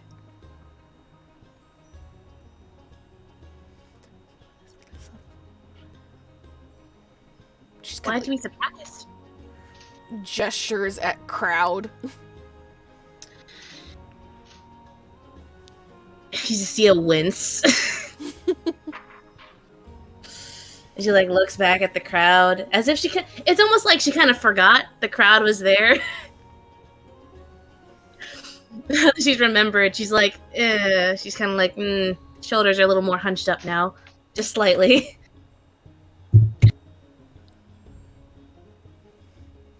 And I'm here for the consecration.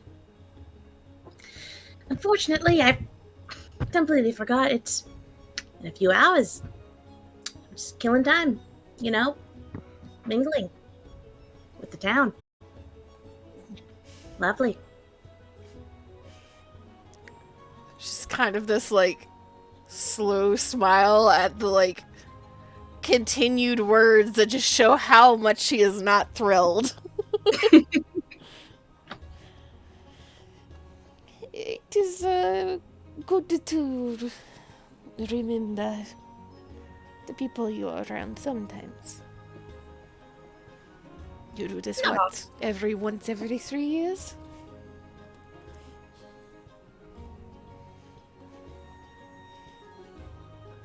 About? Are you talking about? Are you talking about the festival?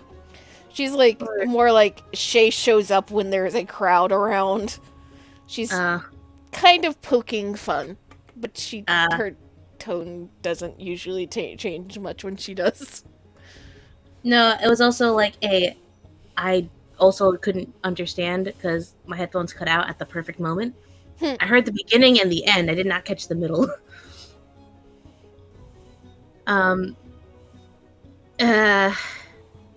She like she doesn't really react much, but you just see like the fucking tail kind of like flick a little bit as she like turns back to the crowd. Very unimpressed look on her face. Yeah, it's good. Very good. Kind of step forward a little bit, pat Shay on the shoulder as she moves a little closer to Mez. I'm assuming she has seen Mez with the scar before this at this point. Due to the roll, yes, you have at some point. If you want to establish when that might have been, that's totally fine. That's something you guys can settle between the two of you. Yeah, Like, how long Right. ago was that encounter for the two of them? 5 years ago. 5 years? Okay, so we definitely would have fucking... Yeah. I imagine Sola has only known Mez with her scar. Yeah, Yeah. definitely. She hasn't been in town for that long. And right now, Mez is still wearing her goggles and kind of have her, like, you can still kind of see the scar, but, like, her hair is meant to try and cover it a little bit. So it's not as noticeable, but it is definitely there if you, like, look at it long enough. Would Mez have been I imagine Solo would have offered for, like, some sort of ointment to try and kind of soften the scar at the very least. Would Mez have gone for that, or no? Yeah, she would have been open to it.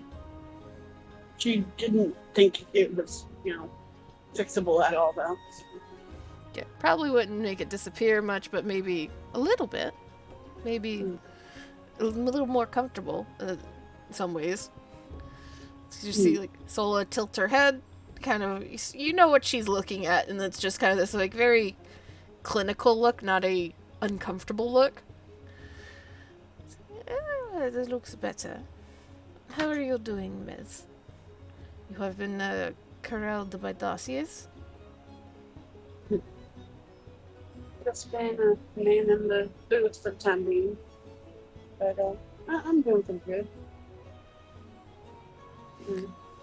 Thanks for the ointment, by the way. Sola just shake her head. Yes, I am happy to help. If you need any help with your shop at all, or anything needs a bit of fixing, let me know. Sola just like tilts her head slightly. One of my doors is creaking a little bit. I might need some new hinges. Easy enough. Just kind of nods, shifting Cece to the other hip. And just, because again, she is also pretty fucking weak to be holding this child. Better large child. How obvious is the struggle? Not much, because with the shifting that happened, she is, I think, she has a mod of 1 now. So better. But she just kind of looks between the two tieflings. I have managed to pull you away from the dunking booth. If either of you need to go do anything, now's your chance to run.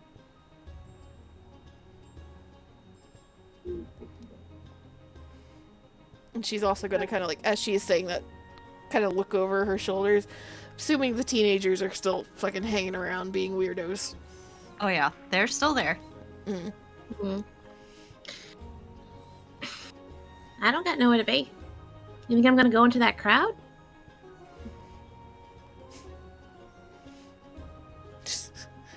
Snort. I want to go to church.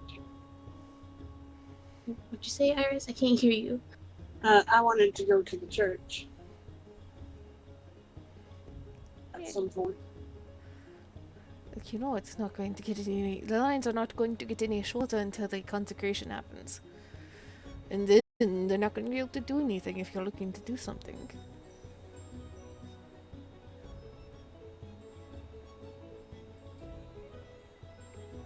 He kind of looks between the crowds and the booths and back to the church. Yeah, you're probably right. If you want to go to the church, go to the church. If Dos gets angry, you can tell him that he won't get any of his anti-inflammation medication. Or I can just dunk him again. We've dunked him. That's why he looks so grumpy.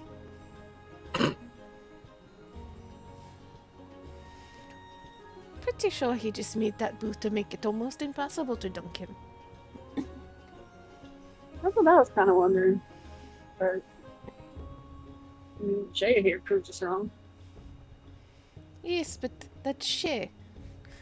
Those children are not going to be able to do it. At least not until Cece is much larger, then she'll have her mother's strength. Just kind of bounces Cece. Cece flexes like she's seen her mother do. Oh my god, yes. Oh, cute.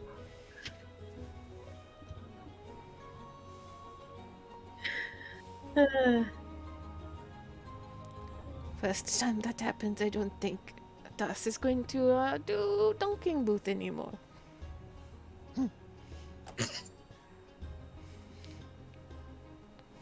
No. Well, I am gonna swing by later. Make sure I dunk him again. At least one more time. I could offer to take his place too. me see. Where can we system?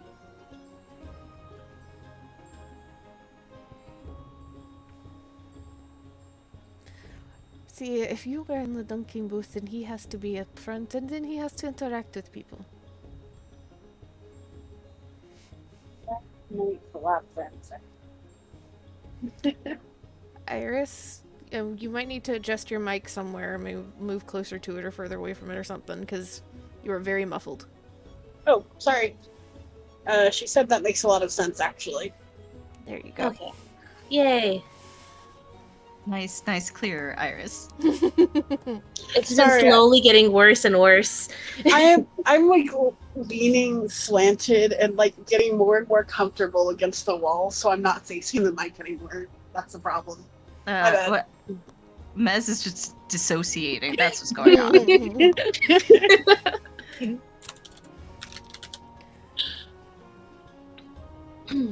But she's just gonna like turn towards Mez and like kind of lightly kind of tap one of her shoulders and like push a little bit in the direction of the church. Time to make your escape. Go.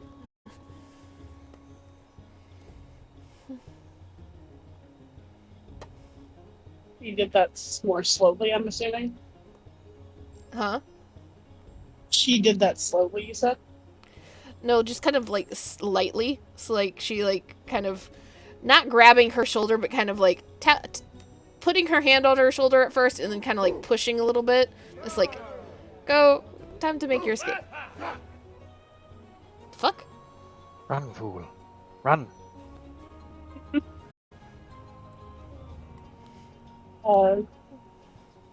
Ever so slight wince, but she gives a smile and a nod and thanks.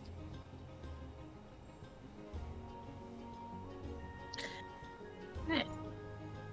Well, once Mez makes her escape, Shay is just going to turn to Sola and Cece. And what is there like the ground? I assume is like, I don't know, rock. Yeah, there's cobblestones here. Yeah, cobblestones. With her tail, she is going to reach into her bag and she is going to pull out a pack of chalk. Aww.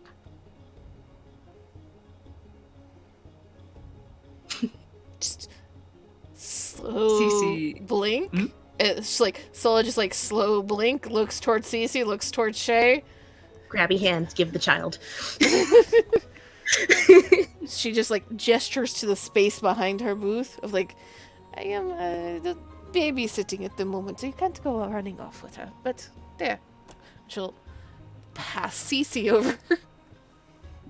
Yes. Pass the child along. Just hold the baby. It'll change your life. Hold the baby. I think it'll be special.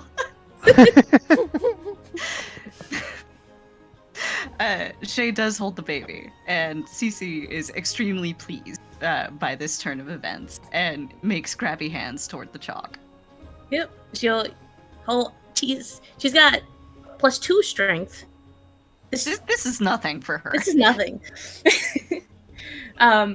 Hold Cece in both hands. Use your tail to like pass Cece a piece of chalk while she like steps behind the area that Zola gestures as they're looking art ground. And it's chalk drawing time with featuring Shea and Cece. That's so cute. You know what? That's usually charisma, but I don't want to make you make a charisma check because I feel like you have terrible charisma, don't you? Yep, I got an 8. Yep, that'll do it. That'll do it. So it's chalk drawing time. It's chalk drawing time. You guys initiate chalk drawing time, and then we'll shift back to Ismark, who has gone off in search of Sheriff Baylor. You find him getting ready for the Swallowtail release, which is about to happen, kind of coordinating the carriages, stuff like that, which one is going to go where. He's checking a few, just making sure nobody's tried sneaking in. Mm-hmm. But once he sees you, he gives you a curt nod. Ismark? Hey, Anything Baylor. wrong? Nothing's wrong per se, but I learned something new. But yeah, I feel bad just dropping your bad news on you right away. But how you doing? How's the festival? You got a bunch of stuff going on? You busy? He looks around and looks back at you. And Baylor is a serious guy, but he has a bit of a sense of humor. So he leans back slightly. He goes, I don't know. You tell me. All right. Well, so I was talking to Sola, and I heard there was some commotion going on around her stall. And when I was looking at the stall, there were a couple teenagers around there, and they have some funny-looking symbols, kind of status symbols or whatever. And Sola said that she heard them talking, but basically, we're thinking it's they might be affiliated with the Shiny family. At least some of them, maybe not all of them. They haven't caused any trouble yet, but I figured you should know. There's a group of kids running around here, some teenagers who are supposedly affiliated with the Shiny family. He frowns, and you see him rub at his chin a little bit as he thinks this over. He goes, huh. It's starting to spread, isn't it? I don't know. I don't. I hope not. I hope it's not spreading. It might just be. It might just be now. Maybe it won't spread any more than it has. They look made to you? Nah. Maybe not yet. Hard to tell though. I didn't get to really dig in while I was there. I heard what she said, and I made my priority making sure that you knew while the festival was going on. He nods. Thanks, Ismark. I'll keep an eye on it. I'll send some fellas over to make sure we've got eyes on the booth at all times. But shouldn't you be enjoying the festival? Yeah. I'm gonna, trust me. I brought Cece and Ginny, and we're all just running around having a good time. Because I don't see Cece or Ginny. And if Ginny's upset, he begins. Ismark just like eyebrows go up, and he just nods like, nobody wants that. But I just thought I'd let you know. I'm gonna run back. I gotta get Cece before Ginny notices that I'm not with Cece right now. Sola's being a very helpful auntie to me by watching her while I came over here to grab your ear for a second. But now that you know, I'm gonna split. So, as you say this, he looks up at the clock tower in the town. Looks back down and he goes, "You know, I think the weightlifting competition's almost over." She, like, follows his gaze, looks up at the clock, and then just scans it for a second, nods, and just goes, "Yeah, you know what? You're right. It is almost over. So I really gotta get going."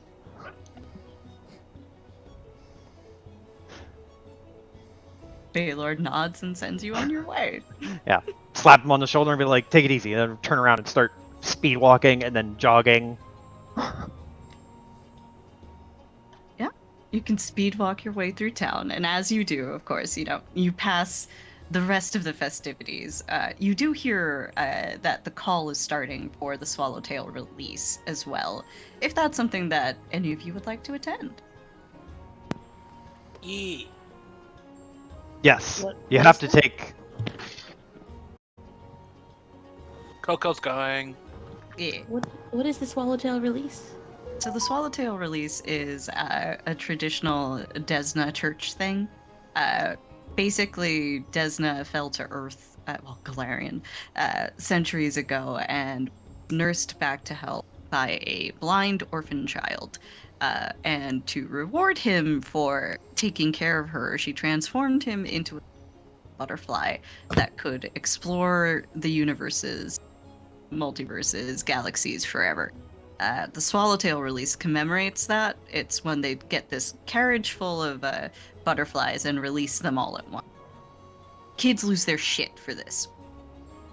Yeah, and that is why Ismark is like, oh, okay, cool. I need to take CC to see the gigantic butterfly release because she has to see it.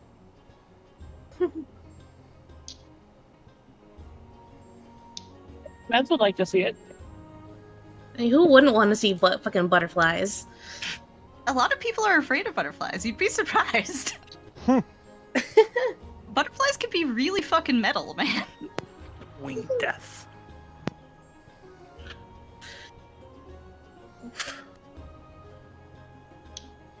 So is everybody going to go see the Swallowtail release? Ideally, yes. Yeah. I think. Nice. So, the Swallowtail release happened in the center of town. Father Xanthus is the guy who's getting ready to put everything together as everyone is kind of coalescing in the center of town. Mez was already on the way there, so she's one of the arrived from the party, and is able to, kind of worm her way over, thanks to the assistance of Barney, gently nudging people over toward him before the festival itself. He looks you over, and Xanthus is one of maybe 3 people in town who has never confused you and Shadris. Not once. And with eminently good reason. But he nods to you, Mez, as you approach. Ah, yes. Mesmine, is there anything I can help you with? You'll forgive me, I'm a little busy at present. No, I understand. I just, I was kind of hoping to maybe get a blessing on my new invention. When you're not busy, of course. A blessing on, what was that? Her new invention. Ah, cool. A new invention, he says. Well, this is a very good day for that sort of thing. Do you have it with you? Yeah. And I imagine she went by the booth and grabbed it, because I said it was under the booth kind of thing. Mhm. And she pulls out her, I imagine she had it carrying on her person with the in the case. Yeah. She pulls it off and opens it. He studies it, looks it up and down, kind of frowns, tilts his head. And what exactly is this? Well, I took some inspiration from some mankind inventions I saw back at the academy. And I thought maybe I could make my own version of it. He nods. So, is this a weapon of war? More for protection.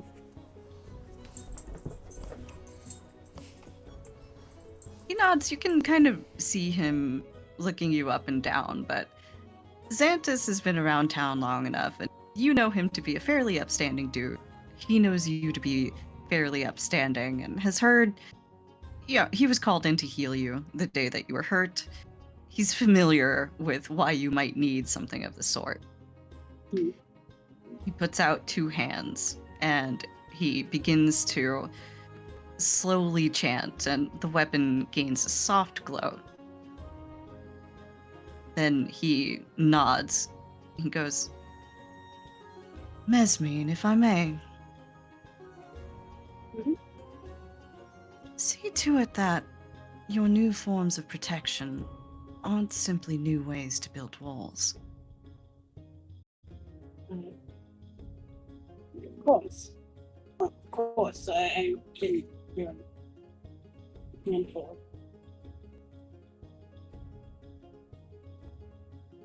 He nods again. Right. Well, I hope that you enjoy the rest of the festival. Good to see you out and about.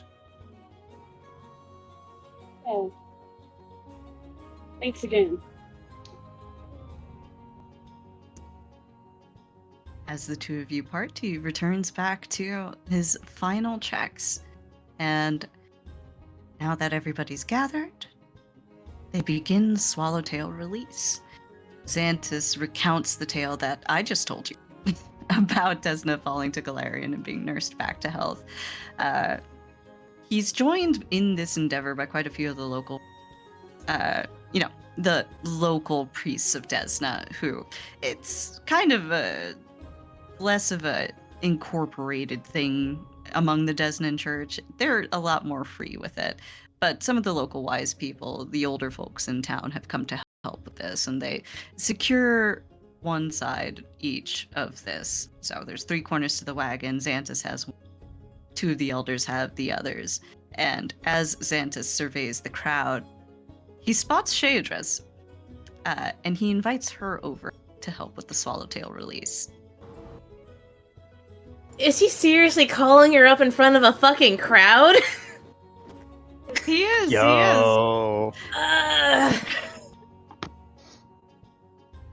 God fucking. I gotta roll for this.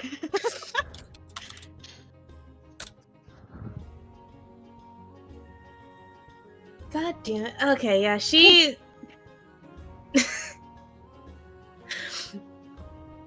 She's gonna just like stiffen, look at him, look at the fucking crowd, give like it like this like you know that like interactive like, are you serious? Like me?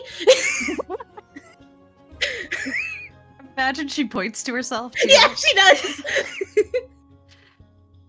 Look at- Once she gets confirmation, she's just gonna like. She's gonna take a deep breath and just like. Fucking, this is what she gets for being religious, huh? This is what she gets. She's just gonna like square her shoulders, deep breath in, walk up, not look at the crowd. Do not look at the crowd. Do not turn to look at the people staring. Don't do it. Don't do it. Keep your eyes focused and forward. Ismark has lifted Cece so that she is on his shoulders, like sitting behind, like with her feet kicked over his shoulders. Mm-hmm. And he's like, sees Shahadris walk up on stage and he's like, hey, look, hey, it's Horns. Oh, one of them. Cece is waving her hands madly because she expects to be able to catch a butterfly soon. But when she sees Shay standing by the carriage, she starts shouting, Shay! Shay! Shay! It's Cece! Shay! Okay, she looks at the crowd, but only once. Only once. Only once. Xantus, as you take up your corner of the carriage, grab the tarp, he looks at you and he says, he just quietly mouths, thank you. She's gonna very quietly mouth, no problem. On 3, there's a count, and you throw off the covering, the tarp of the carriage, and from it, hundreds of butterflies escape. There's enough that it seems to cover the sun for a second. They're all immediately taking off. There's no unfortunate butterfly incidents. There are occasional in cases like this, but all of the kids immediately erupt into cheers, and Cece keeps trying to catch butterflies. Let's see if she can catch any. Let's see if she can draw any blood today. Oh no. Oh no. She's gonna squish him. Oh no. She cannot. Aw. She waves her hands very, very wild, but is unable to cure a butterfly, perhaps for the benefit of everyone involved. But it's a very beautiful, very peaceful sight, and to be fair, even the kids who are bigger than Cece can't quite seem to catch any of these butterflies either. After the swallowtail release, though, does come lunch, and with lunch, I will take a 5-minute break. Hey, 5-minute break. Be back at 6:17. Well,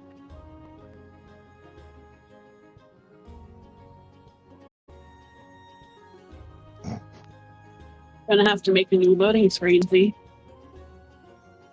another one. I Another know. one. Another one. Let's go. I gotta get a vibe for this before I can make one, though. Yeah. Again, we are always so down to be your sounding board on decisions. 100%.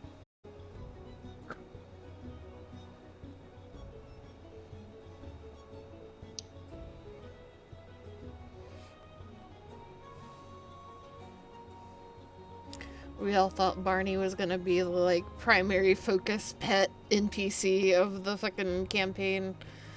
Nope. We get a child this time. Cece. Well, I mean, we can't bring Cece on our adventures. Oh, yeah, it's absolutely not. Yeah, But so we had to we, enjoy her while we're will in town. we will have the capybara and the bird. Yes. John gives me so much joy. Just the fucking Sola braiding Cece's hair, just hearing from the fucking front, "What are you buying?" I like that he has like an overtly sinister intention with his like in his voice. It's so good.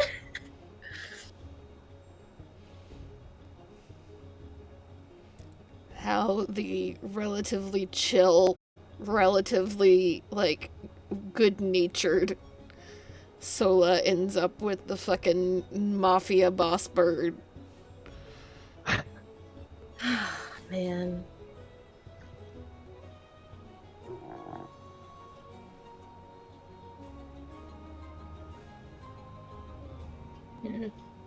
I need to refill my water bottle. I'm almost out of my third one. I do not understand. What? Like, you drink so fucking much. I drink a lot of water too. You drink Yeah, so it's- fucking much. It's healthy. Hydrate or You dihydrate. dehydrate. I mean, I drink fucking water, but goddamn, you have 4 water bottles that you go through multiple times a day. Actually, I have 3. Still. How many try to times go do through- you, like, how many times do you have to refill those suckers? Depends. Like, if I'm working, I get home at like 5, so I only really have to refill them like I fill them up when I get down to my desk and have to refill them like once. So I essentially go in an evening. I go through like 6 bottles, but in a day, this is like the second time I've refilled them. I think I filled them up this morning when I got on. I filled them up before session. Just so much. I think I'm on like my 8th bottle of water. 8th or 9th, I think, because I'm about to finish this one.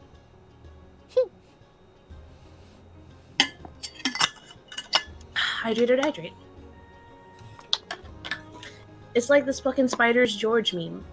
In order to make sure that everyone drinks at least 8 cups of water a day, statistically, we have someone like Iris and then we have someone like me. So that it balances out statistically.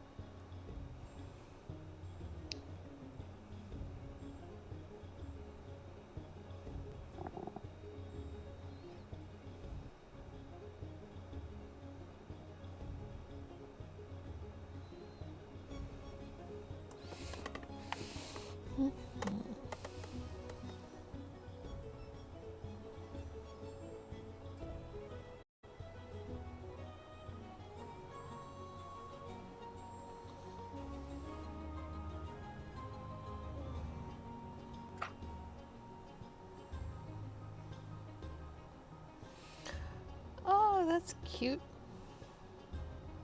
Was? Hold on.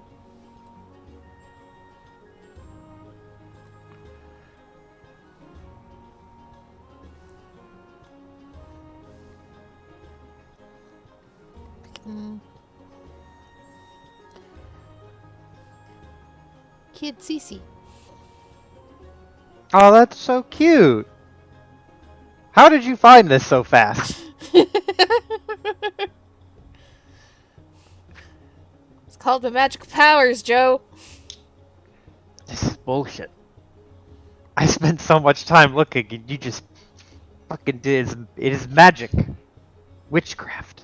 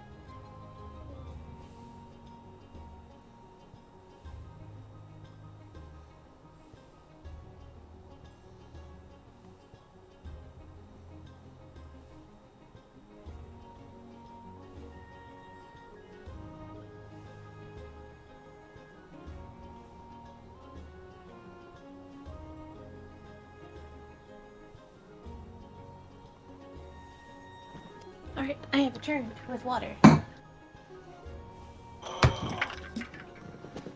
back to sleep.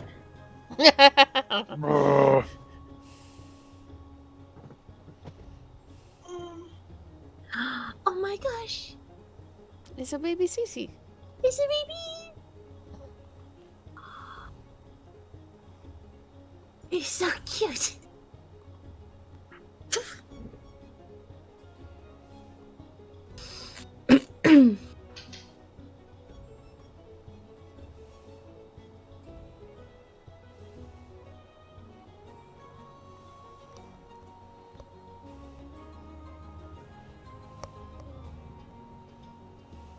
You have no idea how happy I am that Shea managed to dunk DOS. Well, I was really hoping somebody would either like would either just get it like a straight hit and dunk, or hit it and then just run up and press the button if he didn't dunk. If it didn't work, I was gonna have Kokoro use Mage Hand to just press it. Right. I think I heard everybody. Are we all here? Yes. The question is Right. the iris. Is the iris here? The iris is not here. That's fine. I will smear more butter on my toast. okay. Like butter over too much bread. I'm gonna be running to the kitchen for like 2 minutes and then running back because I put food in the air fryer. But I gotta add a different food to it at a certain time to make sure that at the end of it, it all ends at the same time. There's a system. Of course. 10 to the system, 10 to the system. Exactly. I have my popcorn chicken in there, right? And then halfway through that, I have to add my French fries, right? So at the end of the timer, they're all done and crispy, not burnt, well cooked. I gotta go.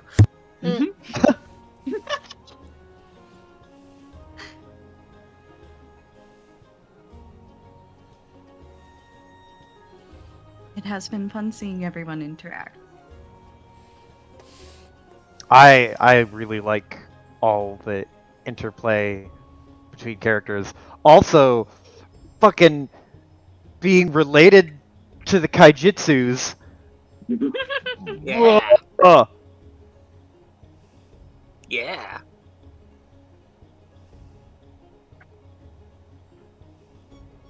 Kokoro is she's a treat for me to play.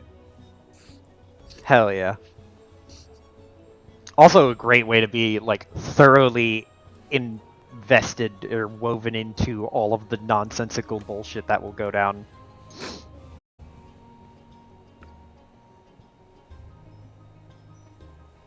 You want the wrench? I grant do. you this wrench dressing. Hmm. May Thanks. it serve you well.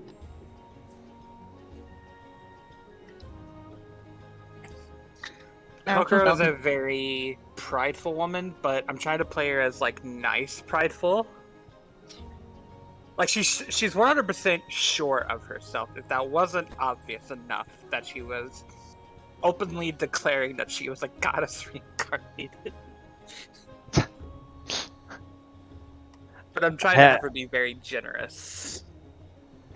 It really does remind me of the original party I had when I played this way back when, because there was a character played by someone, and they played an elf bard, and they were very, very prideful in the negative way, and it was very it's funny to have like an also very prideful character who is the like, well, not support healer. I don't really know what your class does. I am an enchanter mage. Mm-hmm. I have no combat spells. Oh, that's fine. But yeah, it's funny to have like a parallel to a character who's super prideful, but in a not toxic way. Yeah. No, the scene with her and ZZ was very cute. Mm-hmm. Wise child recognized my brilliance immediately. Real recognize real. Yeah.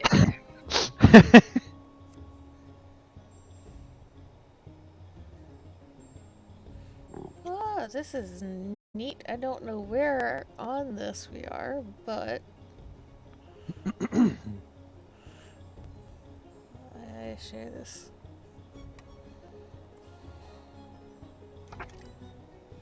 Oh. I am back. What this? Ooh. Okay, so Whoa, we this is should big. be- Uh, if Shargantric. I remember. You're in Avestan. But you can scroll in and zoom- out of all this shit. See, this is actually a Pathfinder 2e map? It's the same world, isn't it? No. I said. Oh. It's mostly the same world, but there are some very important differences. Ustalav is still there. Sad. I thought this was Ah. cool. No, it is cool. It is cool. Sandpoint is on here. Hook Mountain, Riddleport. Where is it? Magnamar, Sandpoint. There they are. Yeah, Sandpoint. There we go. Oh man, I'm seeing a bunch of places that we went during our time playing the campaign, and I need to not spoil stuff. But it is very cool. This is like a weird... This is so surreal, man.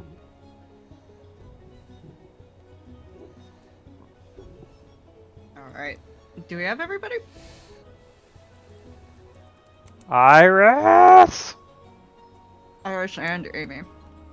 Amy! Alright, we've got Irish. I've got ice cream.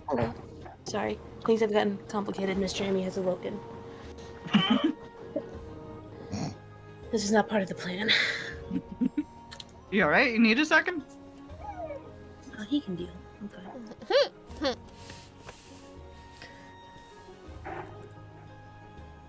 Alright. So. Are we all ready? Yes. Yeah. So, after the Swallowtail release, the butterflies are still sticking around. They're probably going to be here all day. But in the aftermath of all the excitement, your stomachs start to rumble. You realize you're hungry. Now, there's a cooking competition that's about to start up, which promises to have all of the best meals from the various bars in Sandpoint, with 3 of them primarily in contention. There is Ameko's Rusty Dragon. There's also the White Deer, which is kind of the more posh place in town. And of course, there's the Hagfish. All of them have prepared a whole bunch of dishes, and they're open. It's sort of buffet style. You can come, sample, grab plates from whichever of the 3 you'd like, match them all against each other, and throw in your vote for who has the best dish.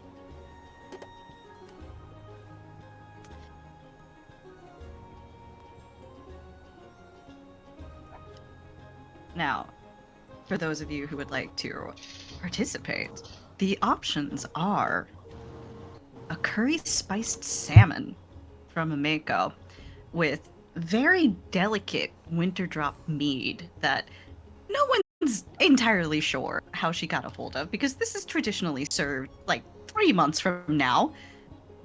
So, how exactly she managed to get a batch perfectly brewed to the season is a bit of a mystery.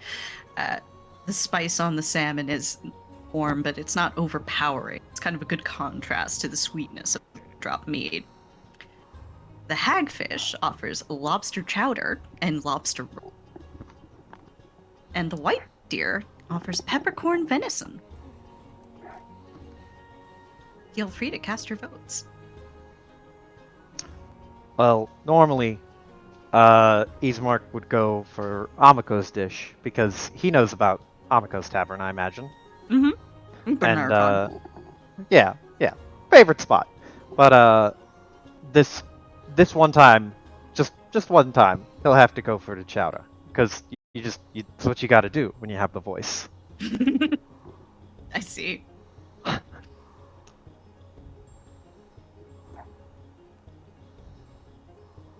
Can I try and help advertise for Amiko? Like maybe like be like in front of her, like, oh wow, this is super amazing, like as a like a patron of hers. Mm-hmm. One of only like 3 Minkayan people in town. Yeah, pretty much. This is true Minkayan texture. You all must try this delicacy. Make me a diplomacy check. Yep.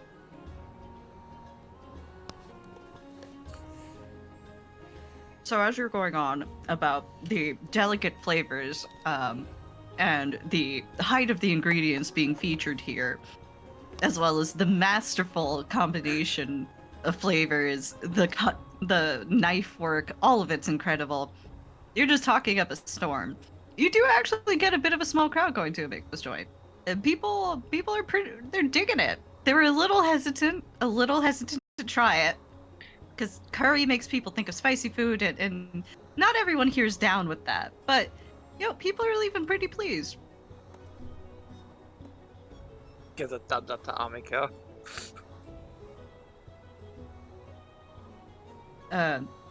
Ameko laughs and goes, I don't know how you're doing it. I've been trying to convince these people to branch out for years. You just gotta know what to say, sis. Consider it a payment for your assistance with yesterday. Oh, you're going to need to pay me back a little bit more than this. I'll grant you victory as my repayment.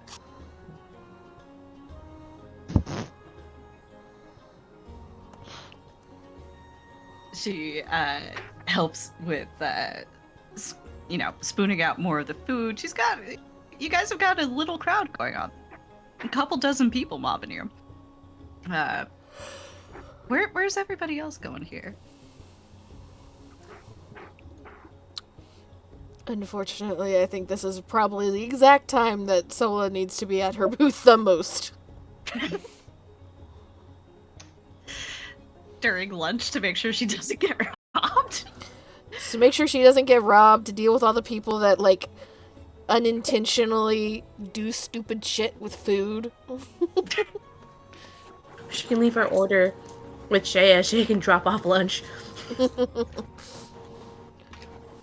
She probably will get some of the salmon as her food, but she's not leaving her booth right now. Hmm. The So salmon. is it- Go on. Oh, no, that. The salmon is actually like very delicately done, which you wouldn't necessarily expect from somebody like a Mako who's a little rough around the edges.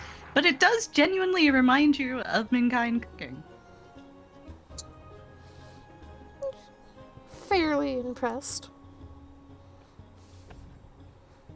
Entertains herself by trying to guess the frickin' ingredients. Roll me an herbalist check. There we go. Herbalist profession. That's what I'm looking for.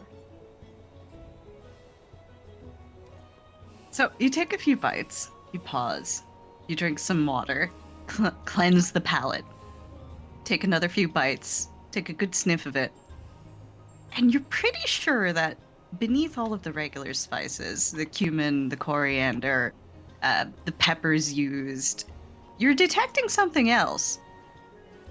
You think you taste apple. Much confused then, much impressed. Oh. The apple seems to be the trick here that's keeping all of the other flavors powering each other and from overpowering the palate.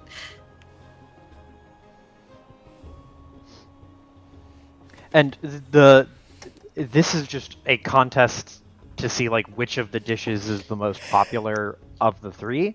Yeah, Okay. it's just bragging rights. So, like, there's not like a place, because like could Ismark have gotten food and then walked back to Sola's tent, Yeah, sure. like walk around with food? Because I just imagine he would probably go to chat up Sola while he's eating, and he's just like talking about the chowder, like, I don't know, it's not like we have back in Magma. Magma, I mean, you're right on the water in the same way you're on water here at Sandpoint, but like, there's something about the kind of the clans that grow into the area around Magnamar a little bit better. I like them a little bit better, but You're This is really pretty good. going with the, it's the water here with fucking Ismark? I don't know, man. It's something in the water. That is true about bagels. But he's just going on about how like the nuances of the differences between the different types of chowder. I imagine fucking like CC is just sitting there, just like eating, totally disregarding, like, yeah, food good. Yeah, Cece's having herself a time. She's just nomming on a lobster roll. Just getting kind of covered in it, you know? Yeah, yeah, it's gonna that. Yep, yeah. That's why we have two hankies. Professional dad here. And that's Father that's of the why year. you find the like place that you can put the child, and they're not going to make any of a mess that's going to like cause an issue. Sitting on a blanket in the back of Sola's booth and tent.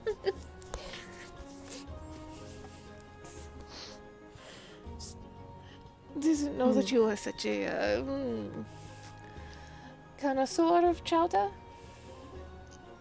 Oh well, I mean, it's really like just kind of it's something my mom used to make, so I just kind of I have a lot more opinions about it that kind of formed when I was a little kid, when I was Cece's age.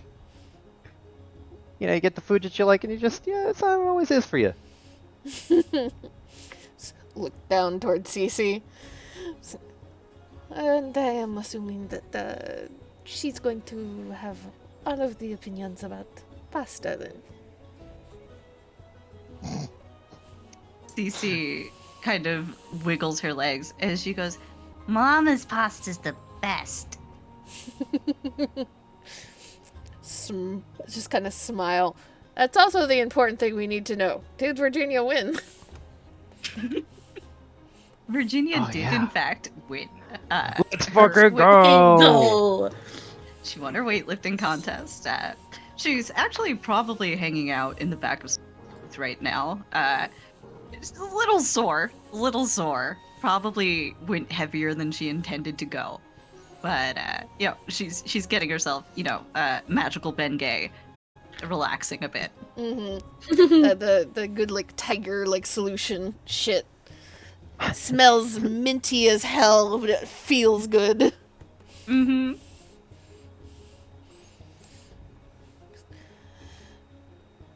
As I'm sure Virginia's pasta is the best. Not sure that there's very many good pastas here. Virginia stretches. Well, that's because people here don't know what they're doing, really. I mean, they just... Have you seen what passes for tomato sauce here? Hey, listen, babe, don't get worked up. You're gonna pull something. They put sugar in it. They put sugar in it, Sola. Just kind of looks at Virginia and just kind of does this, like, kind of feigned shock. Like, hand over chest. That is just truly offensive.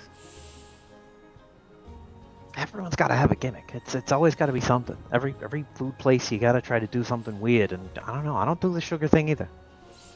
Opie, No, Cece's right.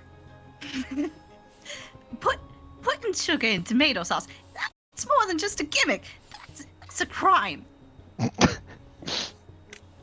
Listen, I'm trying to be accepting of this new city. We only just got maybe it's like a I don't know, maybe it's like a local thing that's always been there, and that's all they know about. That's all they know with pasta sauce. I don't know. Ain't this one of those towns? They've only been here for like what, 50 years? I don't know. I mean, it could have been like a caravan before that, and they just set up, and then they started doing the tomato thing, and then they're like, oh, well, we got extra sugar cane. We're right on the water here. And then there's the idea for you that, Virginia, if you ever want to get something else to do, you get a little bored, and Cece grows up and is not causing so many troubles, just start making tomato sauce for everybody. Virginia rubs her chin and she goes, hey, I think you might be onto something there, Sola. There's like the start of a new hobby forming in her eyes, and Eastmark is just like, oh boy. Okay. Alright, we're doing cooking and gardening now. Okay. No, that's fine. We can do that. We can do both. That makes sense. We'll grow tomatoes. We'll grow tomatoes, and we'll make our own tomato sauce. And then you know what? We'll have authentic Magnamarian cuisine. That'd be so cute. We'd have a little joint all to ourselves.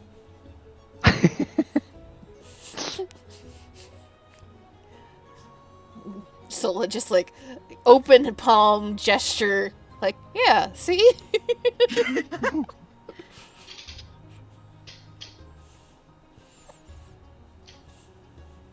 What are the tieflings doing?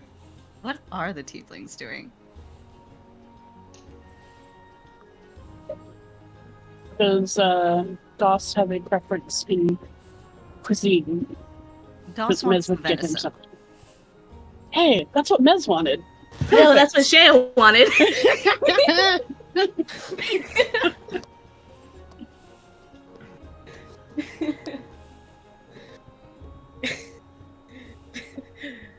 What a coincidence. You really see the type of people they are, huh? Yeah, they're just like they're sisters or something. Twins even. No. No. Ugh. Oh god. Oh god, don't ever fucking say that, man. Or do, it'll be fun. Not for Eastmark, but for We us. already have one set of twins in our campaigns. So, I'm assuming you're bringing the food back to Das, right? Yeah. The two Yes. of you. Yeah. And also, we got something for Barney. Oh, what'd you get for Barney? More venison? More venison? More venison. Maybe we could have, like, I don't know, if someone had, like, a bone left. Yeah. Yeah. Probably just, like, the venison by itself rather than, like, whatever sides it came with. Yeah, you can get the venison. You can get some spare venison for Barney, Mhm. who, by the time that you guys have walked back to the dunking booth, he's already finished it, but he seems pretty pleased. You I was just like, get him a big bowl of water, just the heat, all that Good. sort. We got a barrel of water. You do have a barrel of DOS flavored water. Dasani. Dasani? Oh, that's the boss water. That's good. That's fucking good. With additives. Are you feeding this dog Dasani? No! Is that because it's bad water or because it's DOS water? Oh my god. I'm not gonna answer that. Oh, I see. Taking get him the easy separate. way out. We'll get him a separate water. You get him some nice Galarian Spring. You pour that out into his bowl, and he begins lapping away at the water. It's just very loud sounds coming from this dog, but you're accustomed to it. Barney's never quite been a clean eater, or drinker for that matter. Das has only been dunked once this day. As much as the children have tried, and they have tried so hard to dunk this man again, but it just doesn't seem to be happening for them. So by the time you get back to him, he's mostly dry again. He sees the venison coming, he nods, and he thanks you for bringing it.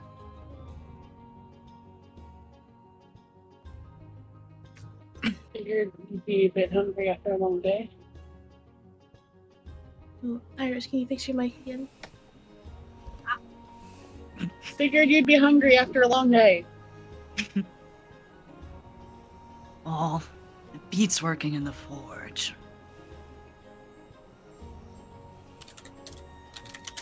And Dasa, instead of like a normal person using a fork and knife, he's just picking up this venison with his hands. Mm-hmm. He just bites into it.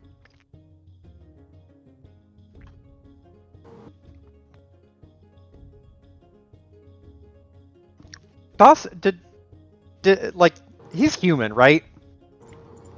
Allegedly. Okay. Very, very Alright. big human. He's just a big guy. He's an extra large human man. Maybe a 2XL large man. He's 2XL large, and he's just kind of badly civilized. He's Veloska sized. He's Veloska size and Veloska temperament. Oh man, does Shea be a little shit? Oh no, does she? Does she? Does she? Chaos roll. Not too much of a shit. While they're eating, Shea is also digging in, but she is using cutlery. She's not polite about it, nor does she have proper manners, but she just eats normally. Maybe slightly messier than the average person. She's just going to just... While Das is eating...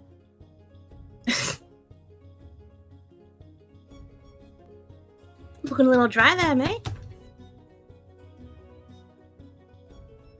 Yeah? You think so? Could dry you out in the forge if you want.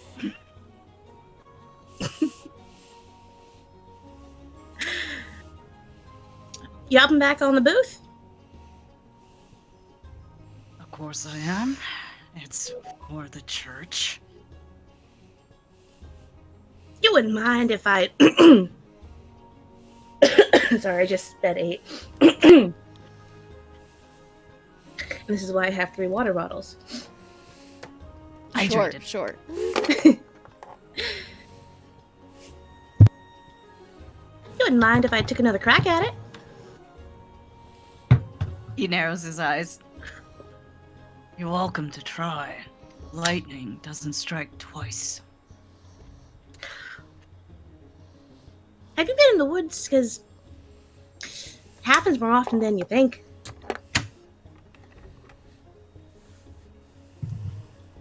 He still sort of glares at you, but he like picks up the remaining hunk of his venison, which includes bone, and just crunches on it.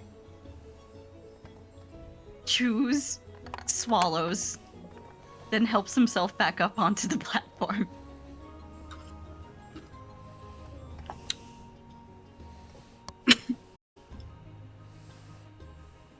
That's a question. Mm-hmm. Could Miles have looked at the platform while he was not on it? Sure. Go ahead and make me a smithing check. Just make sure there's nothing wonky going on here. Of course. You want to make sure it's fine. Yeah, it's safe. Mm-hmm.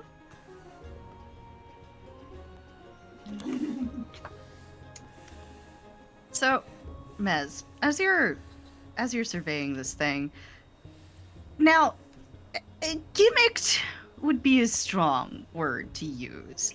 Gimmicked would imply that there's no way to win, which is incorrect. There is a way to win. As Shea demonstrated, you can, in fact, hit it with enough force to knock Das down. The problem is that the tension on this thing is set such that anything short of like a 90-mile-an-hour ball is not gonna knock him down. Ah, okay. So I saw the problem. Nets will fix it. Well, won't mention it to Das. Just gotta fix it. I imagine That's this the problem. this is happening while Shea is shit talking Daz. They're working Yep. together. Yep. Yeah. Go ahead and make another craft check there for me. All right. Yeah, you're able to fix it to precisely the amount of force that you want. So how much force are we talking here? So if we're saying that you needed like 90%, right? Mm-hmm. It's going average here. All right. Now it only needs like 30%. Oh god. This man's about to have a fun day. All right. So he hops back on, blissfully unaware of this. And Shay, are you gonna take another crack at him? Yep. Clink, clink, motherfucker. And while Shay is like lining up, paying whenever he's like, Mez will come up to the side and be like, I found some problems that was with the thing, with the contraption. I fixed it up, don't worry.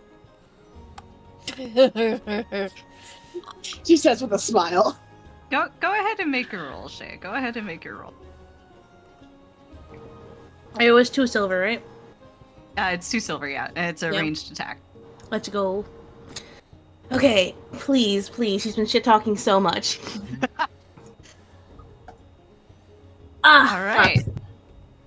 Oh no! With the adjustments, that is enough.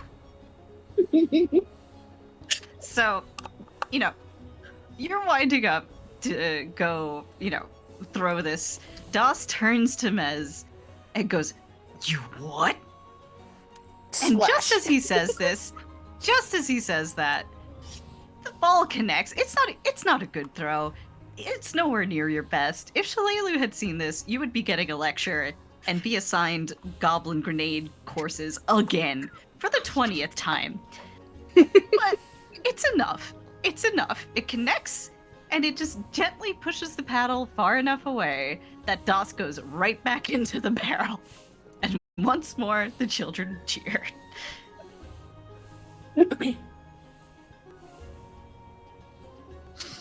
Hey. Mission accomplished. Thumbs up. Oh, maybe that was a bit too much tension. I'll fix it. I got it. Rushing back like, oh shit. Didn't mean for it to be that bad. Yeah. Tweak it up a bit. Just, 60-ish. No, now. no, 50. Make it a 50-50 shot. She'd rather not lose her job, her apprenticeship. Oh, please. He's not gonna fire her. She's the only one that puts up with this shit. How often does this festival happen? Every year. Yeah, it's once a year.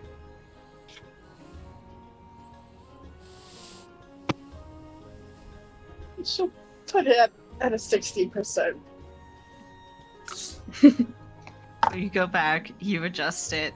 Das continues blubbering, locks eyes with Yushay, and as he kind of hauls himself out of the bucket enough to talk, he goes, "You." May!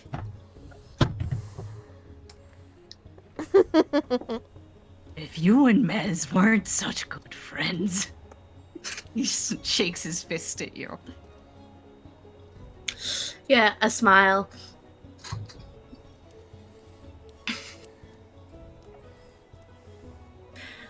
I'm just trying to help you cool off.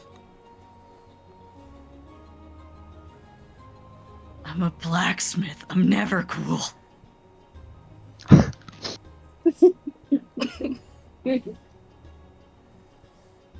Gestures towards the dunking machine. Isn't that what this is for? He's just glaring. Shit eating grin.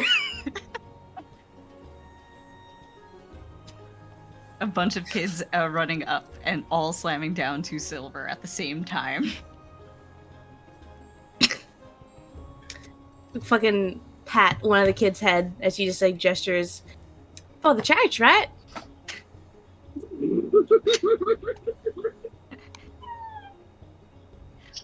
Yeah. For the church.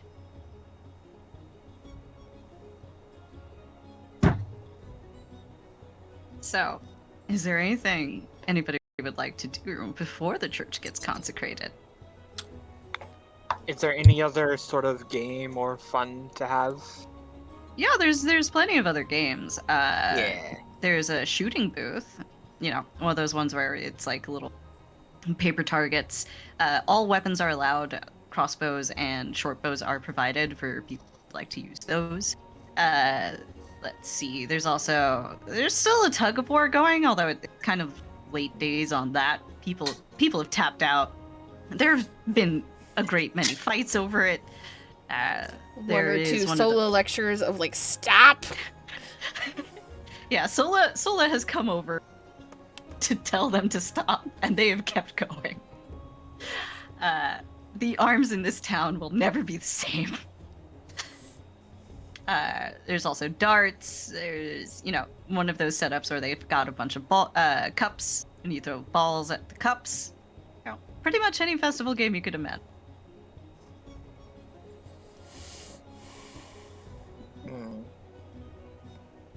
No one's really speaking to me, so I guess not. I imagine that Ismark and family would have gone around and just like each in turn played their fair share of like whatever game of throw ball into cup, or like there's got to be like a drinking contest or something too at some point. Oh yes, that's after the consecration. You can't drink before the consecration. Oh, okay. Gotcha.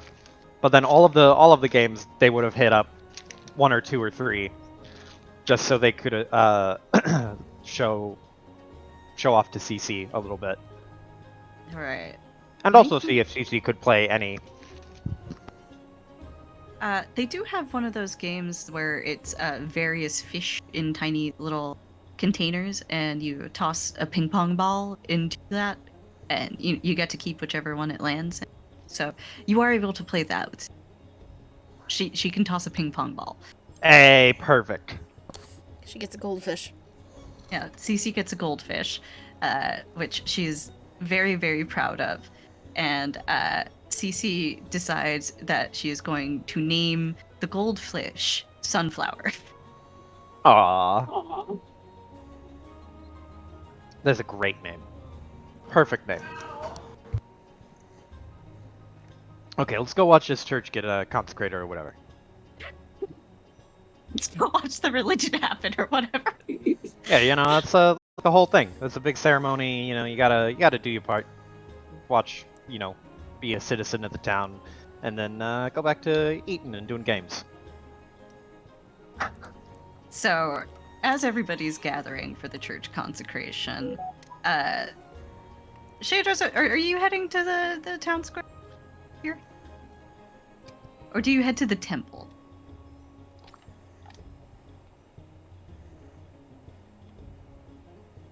Are you trying to get a view from inside the house or outside the house, essentially? The Shahedra is inside the house. I think Amy may be AFK for a moment. Ah, The Mr. Amy attacked. somebody play the Pokemon attack. Here, I ran back when I heard my name. What's up? So, how is Shadros going to attempt? Where is she positioned as she's trying to watch this consecration here? As close as like possible without having to be as near as many people as possible. There's a give and take. Okay.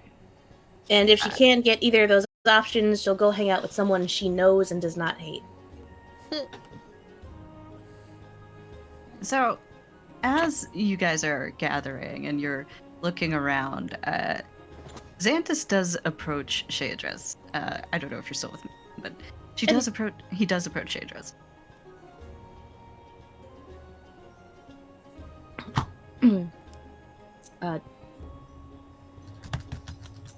Hi. He, greets you and he's... Shadris, I was wondering if you might say a few words before we finish the consecration. Given your connection to the events here, I thought perhaps it would be best to let you memorialize the fallen.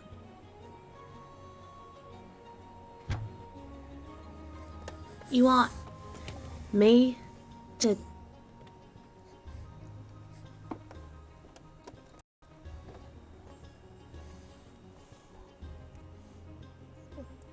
Congratulations, If you you're short-circuited this tiefling.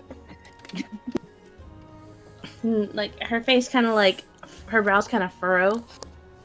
As she kind of like looks around at like the people in general. If you're comfortable with it. Look, as much as I'd love to say something, you know, I'm not the best of people. And I'm probably not gonna say anything nice.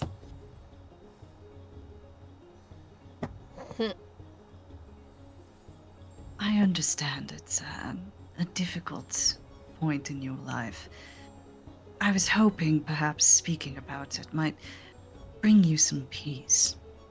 But if it would only cause further harm, then by all means.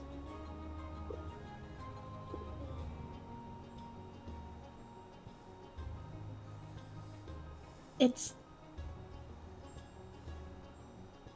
not about me.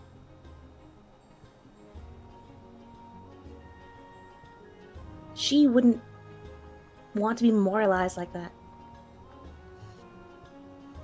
You know what they're going to talk about? How they're going to react to Hyena again? Or the stories again?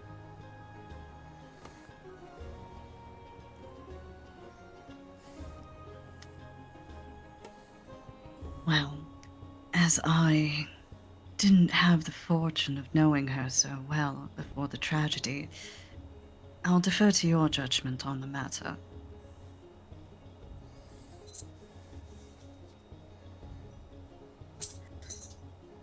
Appreciate the offer. I don't think I can do it.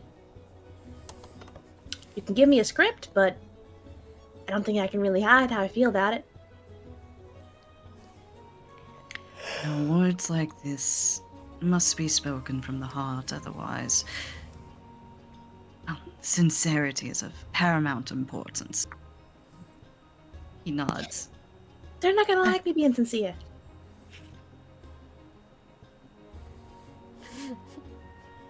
Well, be that as it may, Shaded Dress, I hope that you can enjoy the rest of the festival. It wouldn't do to continue to live in shadows.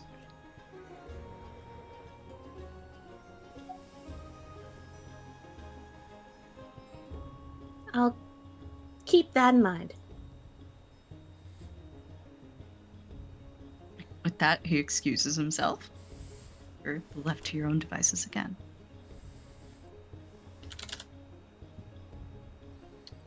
Just going to fucking let out a deep breath. Fucking kick a rock. Are you kicking the rock at anything? Probably the wall. Well, you don't have to roll to hit a wall, so. She's not aiming for someone. Jesus. Alright. So, everybody's gathered up to see the consecration. Could you make me a perception check, all of you? Oh boy. Let's go. Oh boy, oh boy, oh boy. Here we go, perceiving again. Oh my god! It's not great. I'm gonna throw an inspiration on top of that one. Alrighty, Mark, what's While your I final? have it. My final will be 13. Okay. So, 13. Solar, are you staying by your booth, or are you coming to the town square? Well, I assumed her booth was in the town square. Oh, well, it is. Yes, that's a good point. Sorry. Alright, so let's see here.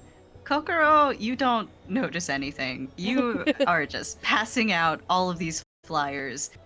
If anything, you're distracted by the amount of ink that's rubbed off on your hands. You don't know how that's even possible. But the palms What a of your hand, crime. they're almost black at this point. It's getting on things. You're wearing all white. It's not gonna work. You need to wash your hands. Easemark with a 13. It's a pretty good crowd. Lots of new people. Lots of new faces. You do notice there's teenagers are hanging out around Pillbox, who is the other alchemist in town. As you're keeping an eye out for them, you do spot that. Mez, as you're getting ready and looking around, you spot some of the carriages being moved around here and there, probably just getting ready for the festival. Shayadress, you smell something familiar. You actually smell something very familiar. It's not a smell you could ever forget because it's been drilled into your head so many times, but you smell goblin. What?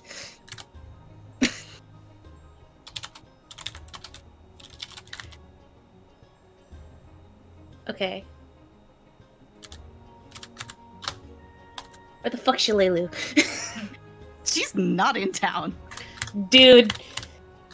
Okay. Where's the goblin fucking fanatic? When you need her.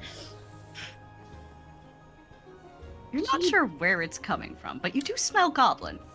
She gonna try to fucking find a source of this shit. Track go burr. Right. So we'll get a survival check from you for that. Does anybody else want to do anything before the consecration? Sola just sees crowds. Yeah, Sola just sees the crowd gathering.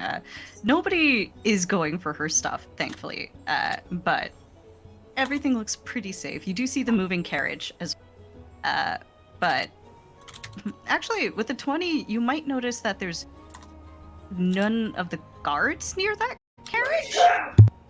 It's kind of on its own, but it seems to be rustling. Okay, so can you repeat what you said about the carriage a second ago? Because I didn't quite catch it. Ah, yes. The carriage is on its own. There's no guards near it, but it does seem to be rustling. Rustling. So I'm hearing shit from it. It's more like you're seeing a bit of movement, you know? Yeah. Chicken. Sola. How paranoid is Sola? Are carriages like normal through the town? Yeah, they're extremely normal. Okay. She's probably just like sitting in like, you know, when you're at like fairs and festivals and stuff, like the owner of the booth usually has a like taller seat, a taller chair, just sitting there kind of like one leg crossed over the other, kind of watching everything in the shade of her tent, and looks towards this carriage, kind of tilts her head, and just kind of looks down towards Holly on the ground. Don't think you notice anything odd, do you? Holly looks up at Sola and then looks over toward the carriage. And, you know, capybaras are not necessarily the emotive animal, but you see her fur start to kind of go into hackle mode. Oh, okay. And she'll kind of like look around. There's no guards. There's Shay is, I guess, opposite side of the crowd if she is being asked to go do a speech. Ismark is fucking off on his own side of things. She's like, oh boy. I actually imagine that Ismark would probably have dragged the fam over near the stall to Sola just to hang out, because it's like, yeah, we know you, we'll hang out with you. The safe space for Ginny and potential toddler tantrums. Mm-hmm. Just like looking, squinting, tilts her head. Is Mark? Hmm? I don't think Holly likes that carriage very much. Carriage? What's wrong with the carriage? And he starts looking like at the carriage and starts to tilt his head. As you're looking at the carriage, you do see it start to shift some more, Ismark, now that it's been pointed out to you. Oh. Alright. That's a little weird.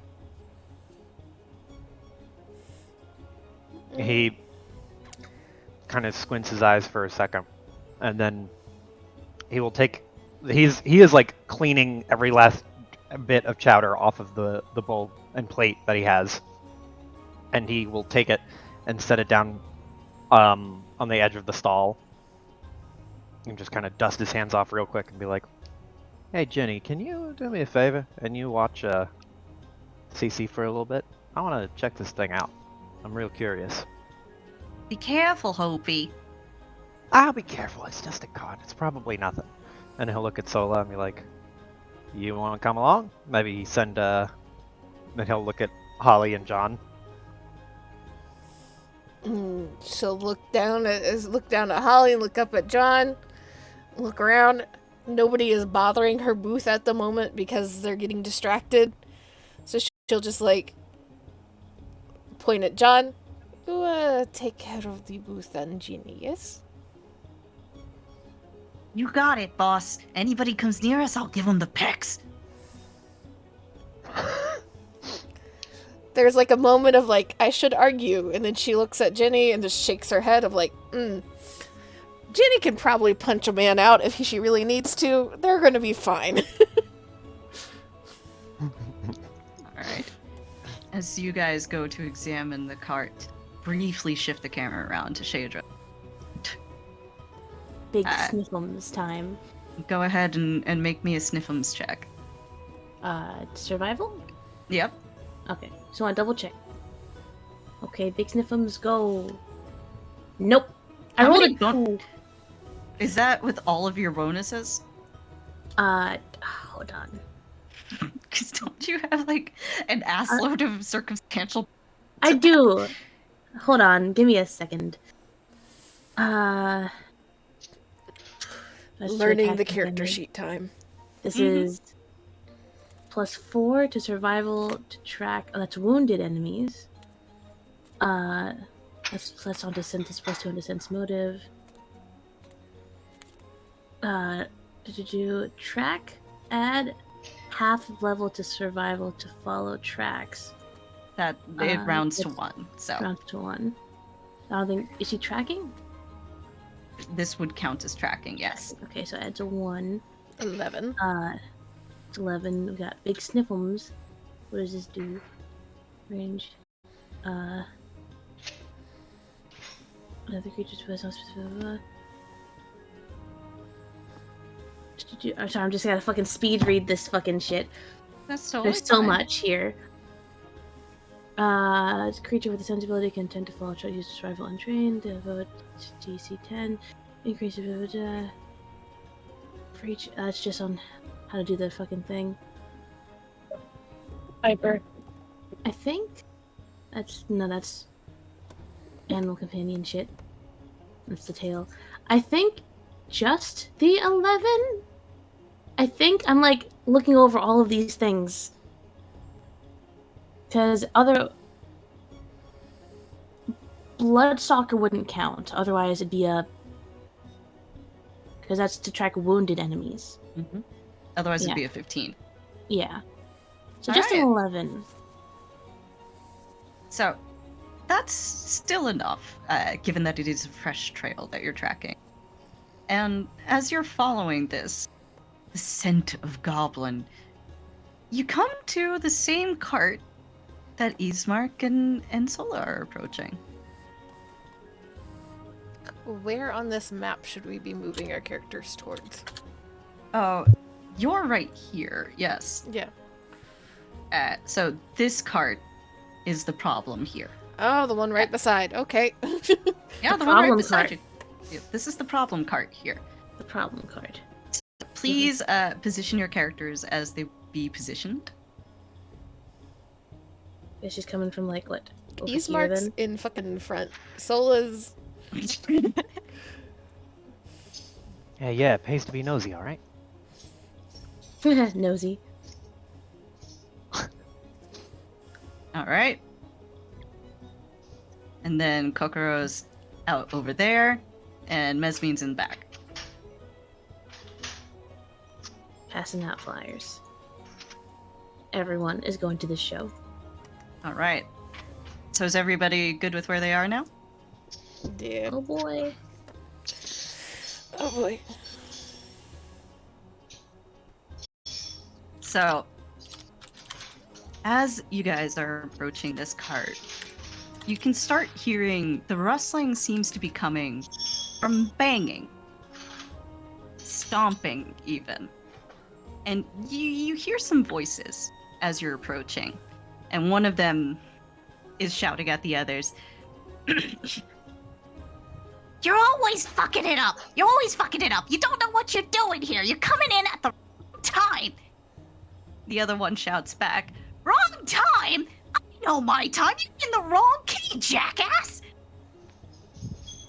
And then a third voice.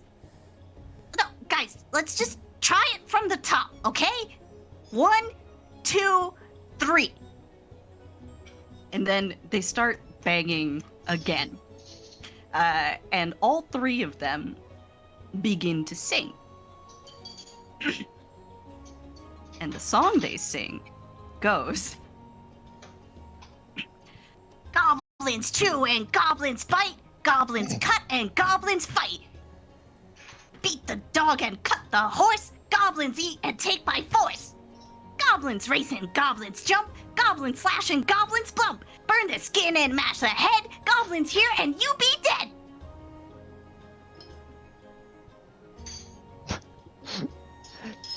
Can we see? Can Ismark and Shadra and Sola? Can we all see one another? Like as we creep up on the cart? You can see one another as you're approaching the cart. Yes. Looks of Yeah. what the fuck? Yeah. We hear that nonsense. Ismark looks to Sola and then looks and sees Shay, and he just feels like, what? Doesn't say anything, but you can see the just complete bewilderment on his face. And I do have to ask, is this in like common? This is in common. The Okay. shouting beforehand was in Goblin, but the song is in common. Okay.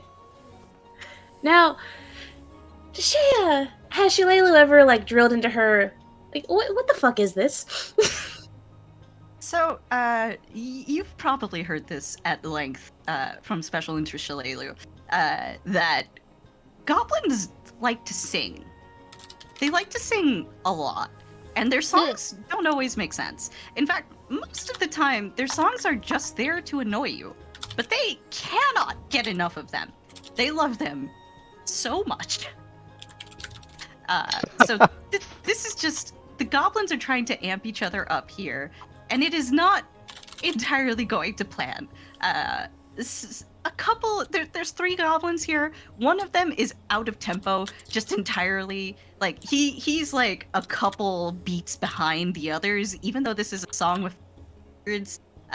One of them, like the middle one mentioned, is just entirely off key with the other 2. Like, this is winning no awards anywhere. All right. Sola hears this, sees the confusion and probably the tension in Shay and confusion from Ismark, and just like kind of slowly steps forward for a second.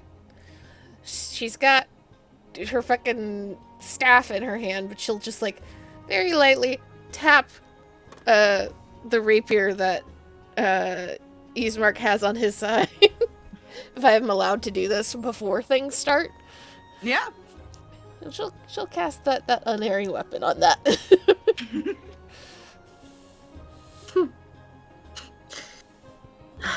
Shadra's So it's pulling only out good her for shield. the first hit, or first round, but you know, It's it's something. it's something. Yeah. So, as you're doing this, Father, the priest here, is heading up to the stage, and he's starting to say some words. Motherfucker, not now. He doesn't seem to have noticed what's going on here. He's giving a speech all about prevailing over adversity and remembering the sacrifices of those who came before. He's talking at length, actually, about Tobin and Nualia as this is going on. So Shadris is having a great time. And yeah, as you're approaching this, what do you guys do? Well, and you tap on Ismark's rapier. Yeah. He like looks down and sees, like looks at it, and then looks at Sola, and there's just like a questioning look, and he's like, "Huh? I don't know if we have to be violent yet," but he puts his hand on the hilt, It's and probably will just this very faint blue glow on it. And I still don't He- see anything, right? I'm busy No. washing my hands. You're busy washing your hands. This is all something else. You're washing your hands. You're listening to. Never met. So, Ismark he'll reach down, or like reach over and grip the rapier so that he's holding it in his offhand for a second, and then he'll look at Shay and then do like a nod so that they go together to walk up on these goblins. Do you want to go together? I mean, here's the thing. On one hand, the speech for the fucking church has started. This is not the. This is him saying like, trying to communicate, like, yeah, just to talk to the goblins, not to, like, attack Yeah. and surprise them. I have a question for you, Kira. This Yes. like wagon, is it like one of those wagons that like have like a cloth thing on top? Yeah, it's a covered wagon. Is it a covered wagon? Okay. Mhm. Okay, cool. Fortunately, I don't know. This is not the right character for this. However, I think with Ismark's help, this could work.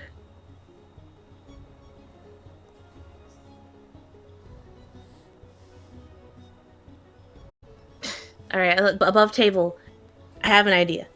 Okay. Shadres does speak Goblin. Mm-hmm. Same! Yep. So, I'm thinking, does like, it's like what? There's still daylight, right? Yeah, it's like 5. There's still Mhm. daylight. Okay. So here's my plan, right? Again, gesture for Ismark to come closer.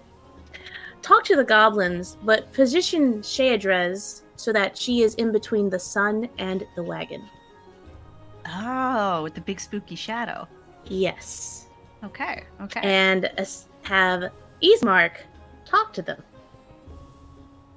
Nobody make any fucking moves.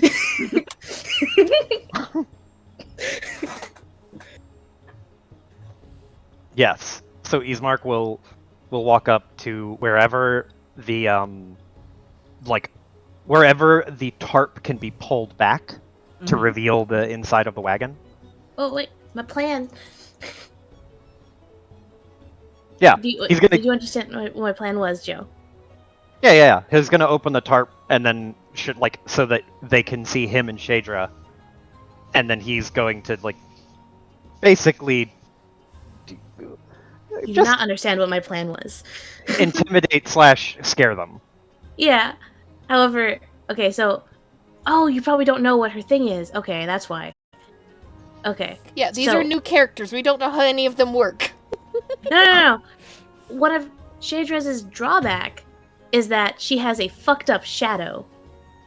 It's a monstrous shadow. So my plan was to have her shadow cast onto the wagon through the cloth, and then have to assist Ismark into intimidating them. Oh, so she would be not in Yeah. view when he opens the thing. Yeah. She would be standing be- like perpendicular to it to the side so that her shadow is hit by the sun and casts onto the tarp. Mm-hmm. Mm-hmm. And Yeah. So Ismark's voice can seem like a much larger creature as well. Yeah, if he doesn't lift the tarp, then it sounds like it's Ismark's voice in the shadow. If he does, then it's like somebody. Some dude. Yeah. The normal man. So, he like walks up and he'll not open the tarp, but he'll go like stand beside Shadra and then let her kind of get in position, and he'll take the back part of his finger, like he'll to rap with his knuckles on one of the like beams where the tarp is supported, but without actually moving the tarp away at all. And he just raps with his knuckles to like he's basically knocking on a door. And he will say in Goblin, just like, "Hiya, fellas. What are you doing? What's going on in here?" As you do this, I'll leave this to you. One of you rolls an intimidation check, and the other one will assist. You roll it. Hell yeah. I have a +8. I have a -1. So I will roll that. All right. And what does an assist give? It's a +2 or It's something? a +2. Yeah, it's a +2. So that's Hey. 23 total. As you do this, you hear it goes dead quiet inside. There's the sound of something being dropped, and the off-key goblin turns. You hear him turning around. You can kind of see him through the tarp a little bit, looking around his big old head. He goes, "Who the fuck was that? What was that? Nobody's supposed to know we're here."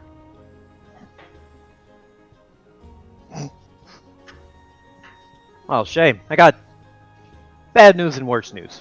The bad news is Well, actually, it's just bad news, and I know you're here. Well, the offbeat goblin goes, "Well, what the fuck are you gonna do about it, Longshank? Huh?" Hey, easy. I just want to know what y'all are doing in there. What y'all are cooking up. Are you practicing for a big musical number that's gonna go off right after the speech finishes up here? Main goblin is the one who answers now, and he goes, "Hey, the only musical number, aside our song, which is excellent by the way, is gonna be your screaming." Phew. And the goblins are pretty scared, but if you agitate them more, they are going to start a fight.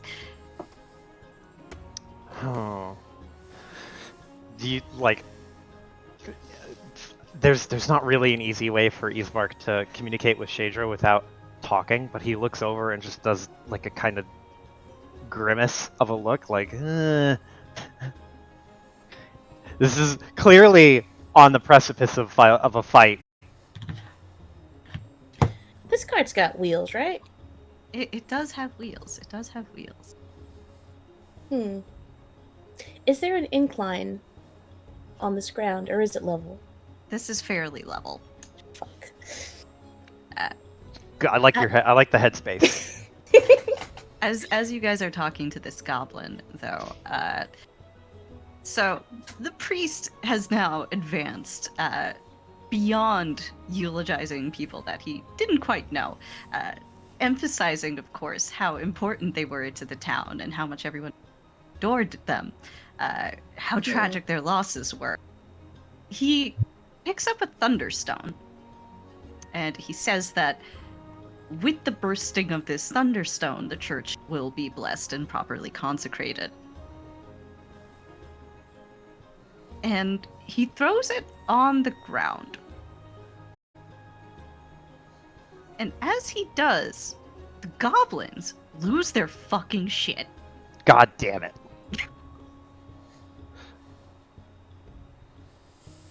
So, Here we go. let me go ahead and get the fucking thing out.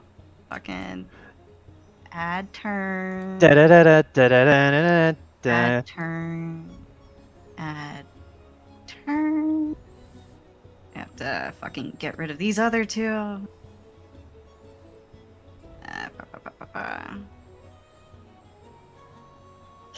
All right. You're missing an ease mark. I am missing an Eastmark, thank you.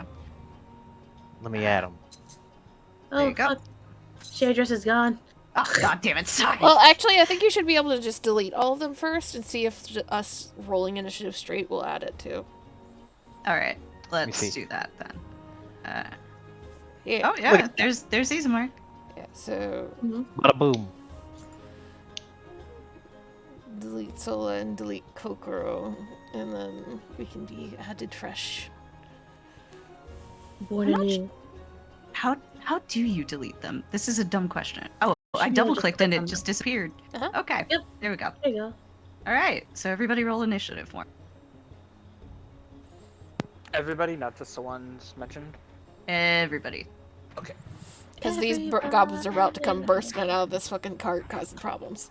Yeah, fucking Mhm. thunderstone, like dropping a bunch of pop, or not pop rocks, the little pop things that you get for the 4th of July. Like Snippets. dropping, yeah, just a whole box full of them right next to an agitated and angry cat pile.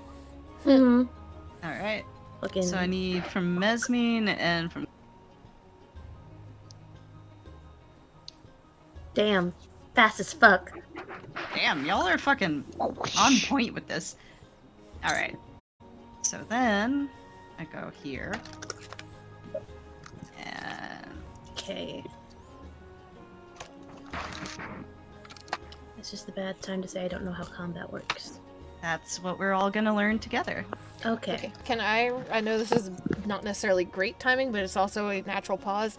Can we pause for like another quick 5, Yeah, 6, sure, 7 feel minutes? free. Because I need food. Go for it, go for it, go for it. 10-minute break. A while you fight with the initiative tracker. Yep. Let's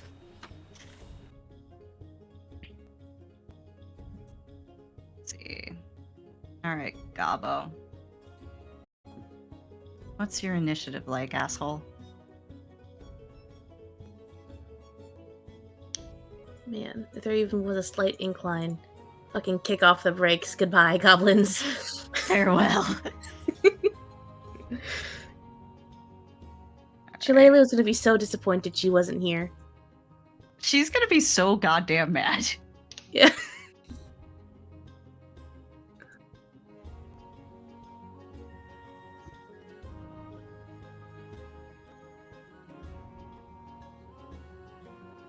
Alright. Oh, you guys have got pretty good initiative, actually. You fucking assholes. I mean, I got a 13. I was talking about the goblins. Oh, okay. Uh-oh. Let's see.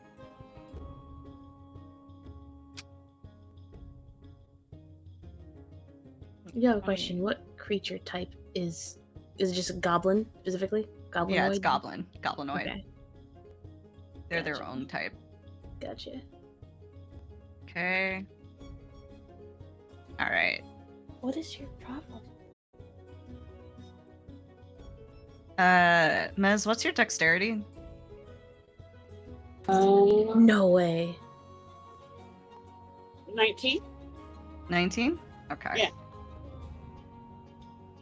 Fucking tied with Mez? Mm-hmm. There's one that I... Is, Gunslinger. Mez is the Gunslinger, so the 15? No, that's Eastmark. There's a 13. And there's a A 13. 17.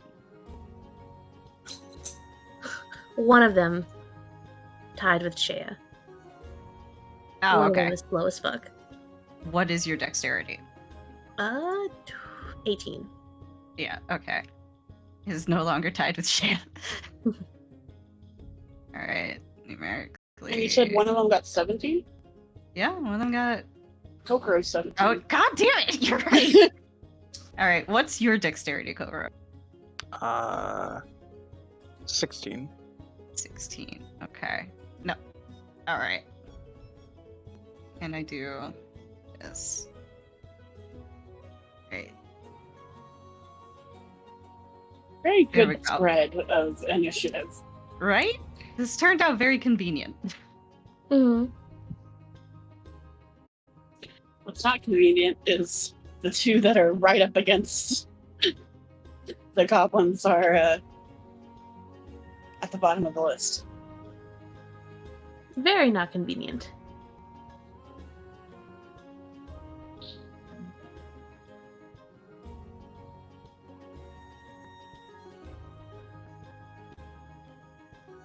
Okay.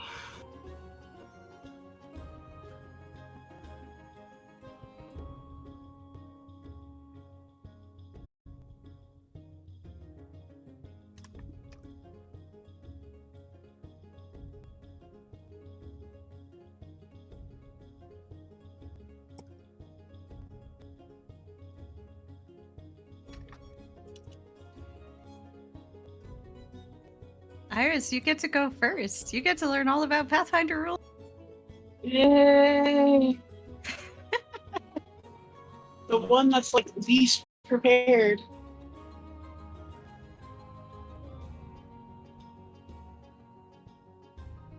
Let me get some battle music going, actually. Do you have any cheat sheets? Yeah, I do. There's one that's posted that's fairly extensive. Get an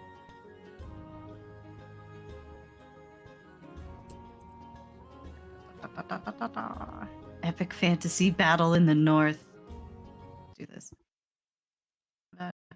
2 minutes. That'll do.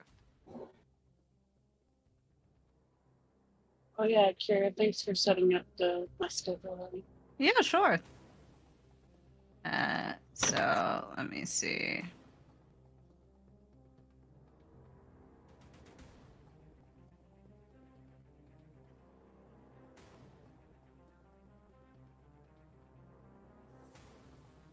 You can see some pretty helpful stuff on this. Where's chat? Here's the chat. It's a GM screen, but I don't think there's anything here that is super spoilery. It's fine.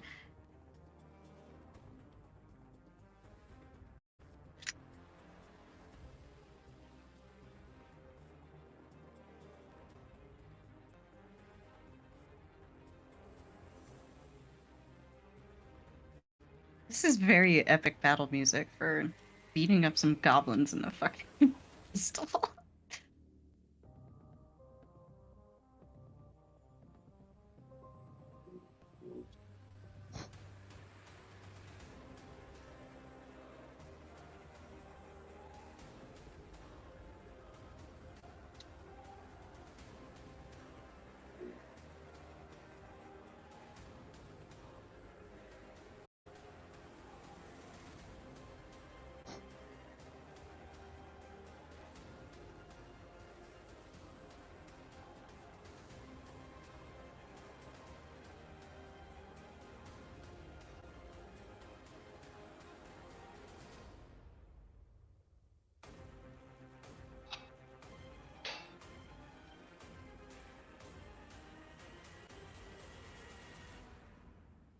So I'm gonna ask now since we're paused a bit.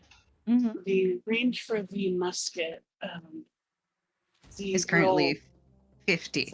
50, yeah, and that's for the touch AC. Yes, that's to hit touch AC. If you try to hit anything beyond 50 feet, you are going to take a penalty to it, and it's going to hit regular. Unless I spend a point. Yes. The other thing is, you're going to want to try and position your such that you have uninterrupted line to the target.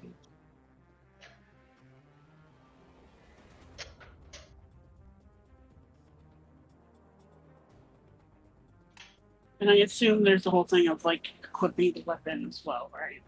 Yes, you do need to take the weapon out, which will be a standard action for you. So you'll get that will be your standard, and then your move will be to position yourself. And you...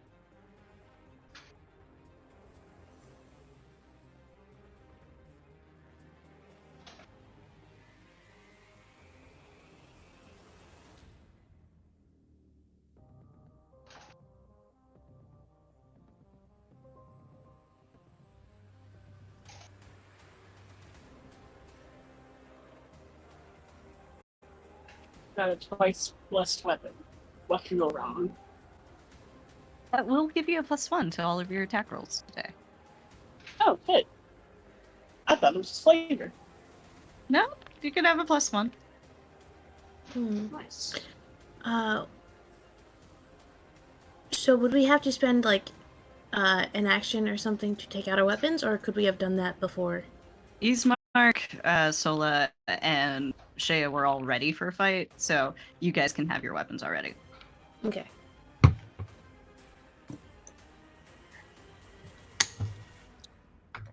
The ranger reaching for a sword and shield and not a bow.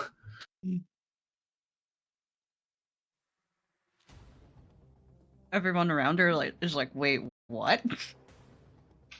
She's got one. She's got a short bow.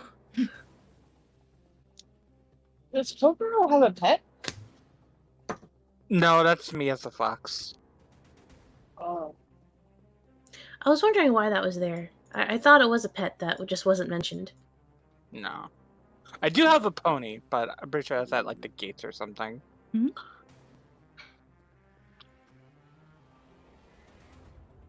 Only batteries. Wait a second, where'd the initiative go? Okay, there it is. It just took a nap. It's fine, it's fine. Don't worry about it.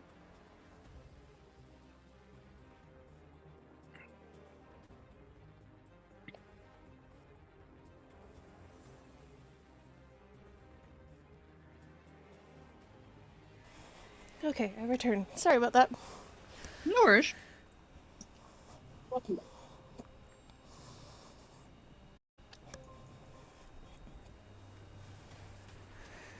All right.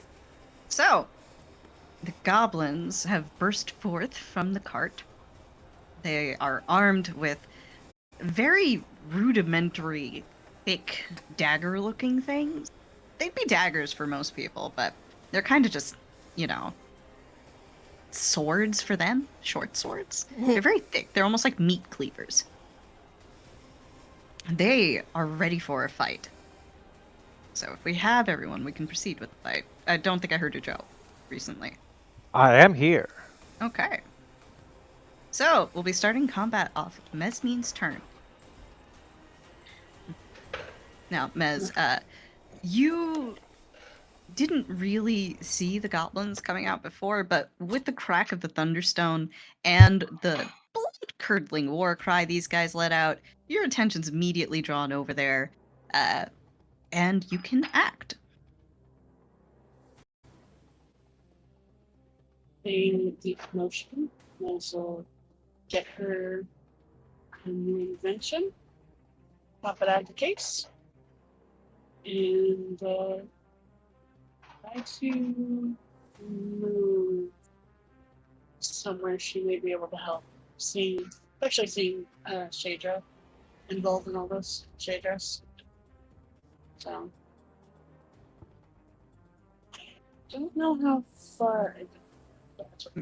You can move 30 feet.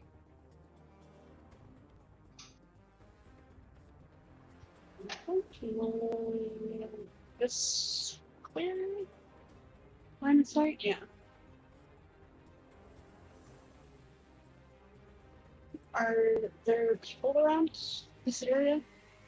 As soon as the goblins have made themselves known, people are starting to scatter. So you can move around fairly freely. Years. I'm trying to get a sight on things. Alright. You can try and get your line of sight going. The goblins, for their part, one of them is now going to take his turn. In charge goblin, who was speaking before, turns to his companions and he starts shouting, "You fucking idiots! You gave us away!" And then will turn toward Ismark, who is nearest him, and go, "We'll show you screams!" And he's going to try and attack. Uh-oh. Ismark, what is your arm class? AC is 15. 15. Let's see.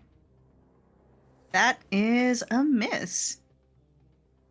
So he Whew. swings at you with his grubby little paws, but he misses, and his sword actually gets caught in one of the boxes of apples in this cart.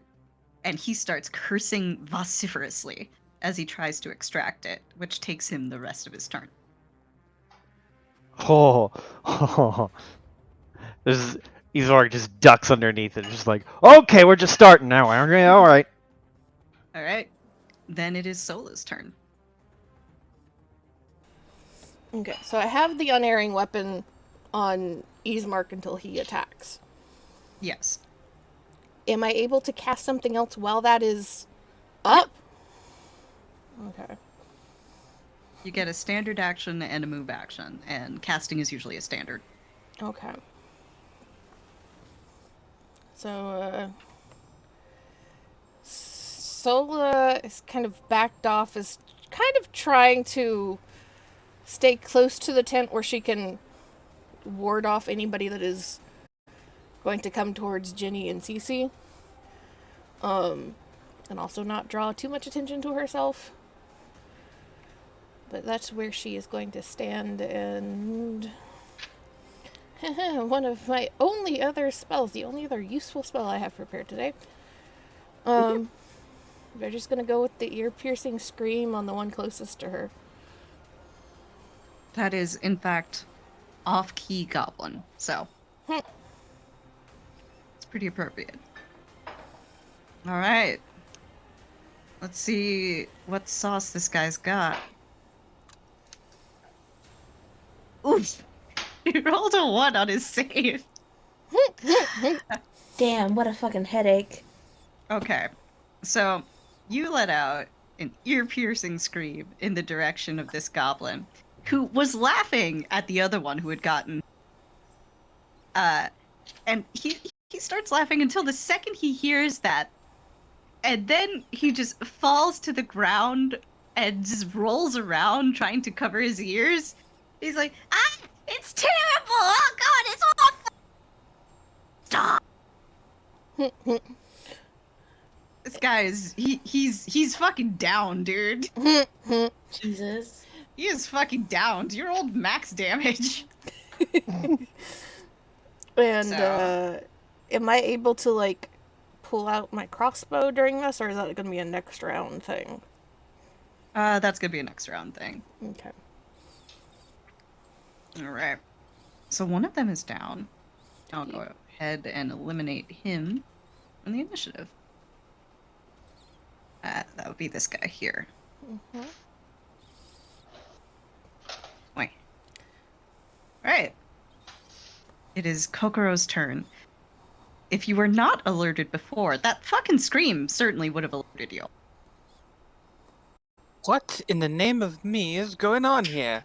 Oh my god, you've been sitting on that one for a while, haven't you? I'm gonna check hypnotism at him. Okay. Go for it. There's that, and then I gotta roll my 2d4. 5. Okay. Let's look at yous, guys.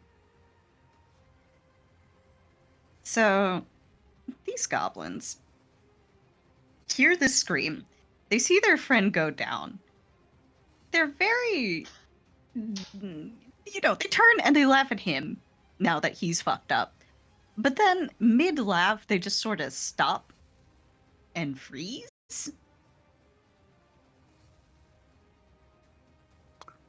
So, taking that moment, she quickly looks around, surveying everything, getting a battle strategy. She looks at him.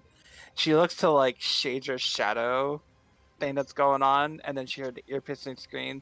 So the suggestion that she'd like to give them is a terrifying monster just ambushed you. Run home as fast as you can. Okay. You tell them this, and the goblins just sort of start trembling in their bootless feet. And the 2 goblins, this one here, is now going to take a withdraw action. He's gonna run fucking screaming away.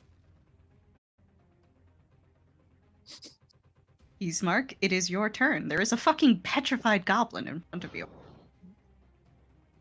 Okay, well, now that I was in a real tight spot for a second there, but with only one of them, Ismark's gonna grab that sword of his with both hands. He's gonna swing it to the left and the right, and then bring it down on top of this goblin's head. What does unerring strike do? Gives you a +2 on confirming crits. Hey, so I need to swing with this guy. 13. A 13. 13 a hit. Let me see. So in confirming crits, does that just drop your crit range down to like 18? Or You have to roll twice to confirm a crit. So basically, it's the initial roll, and then Pedro's rolled a crit somewhere way the. You'll see a secondary roll below it if it's a critical hit. If he rolls, I think it's 18 to 20 on a rapier. Yes. So if he rolls an 18 or up on the second roll to confirm the crit, as long as the second roll is also a hit, the crit damage. So make crit better. Is Mm-hmm. let's see. That is actually a miss. No! You missed the Fucking goblin. You missed the so goblin who was sad. standing still.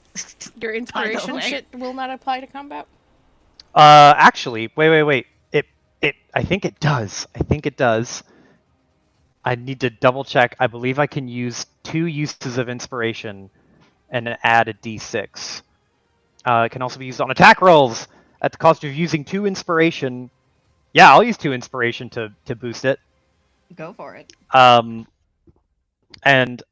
I want to make sure. Yes, as a free action, the choice is made after the check is rolled, but before the results are revealed. If you say that I cannot use my thing because a Go 13 for would it. miss. Go for it. Okay, cool. Thank you, DM. Mm-hmm. And big money. Fucking 14. That's still a miss. I'm so sorry. Damn it. It was worth it. It was worth a shot. You miss a stationary target, my dear. One of the apples, they just went under my foot, you see. Yeah. I wasn't expecting to squish. An apple rolls under his foot or something. He starts just thrown off a little bit. Maybe the scream is still kind of echoing in his ears too. This one over here, that's losing his goddamn mind over it. All right. Next up is Shadra's. Can you hit a stationary target? We'll see. She's gonna round this fucking corner, sword and shield in hand. Fucking attempt to bonk time. Go for it. See, that's exactly it. Thank you for demonstrating. Whips around this fucking wagon. What the fuck? Okay, can you break this down for me? Okay, so the crit confirm was just rolling again. Yes, it's rolling again with the same bonuses that you had on the Okay. first roll. And if that roll is also a hit, then you get the total damage there. So 1d8 plus 2 strength plus 1d8, you get 23 damage. So the crit confirm thing for Pathfinder then is just making critical hits harder than it is in D&D. Yes. Yeah. Okay. The idea is like it's easy to hit someone if you have a higher crit ratio. Like if your crit range is higher, you can hit them repeatedly, but you're not going to just constantly crit fish and do double damage to them for free. Okay. So you effectively have to crit, and then you had to hit them twice, essentially. You Okay. beat their AC twice. Okay. All right. So this is actually it's 13 total, not 26, because I'm just mousing over this the way it resolves this. So yeah, it's you still do resolved 13 here. total damage. This goblin is Omega dead. Yeah, So- but real quick, what's the 10 and the 13? So the 10 here is the 1d8 plus your strength modifier. Mm-hmm. So that means you rolled max damage on the longsword. So that's 10 damage. The 13 is an additional 1d. It looks like an additional 1d8 plus strength. The 10 is if you did not confirm. Yeah. Oh, okay, Yeah, gotcha. so you the rolled a 10 7 and a 2 for your Gotcha. Okay. Yeah. So if you don't Thank you. if you roll an 18 or 19 or 20 and threaten a crit, you can still do normal damage. If you roll an 18 or 19 or 20 again, then you confirm the crit and do critical damage. Okay. Thank you. I was wondering what and why. So, yeah, this thing is Omega dead. So, would you like to describe how Shayadress kills the shit out of the stationary goblin? Okay. Well, she was over here, so she kind of just like bounded the what? 10 feet around the corner. And kind of just like swings her sword sideways, essentially hitting the goblin and almost pinning it into the wagon. And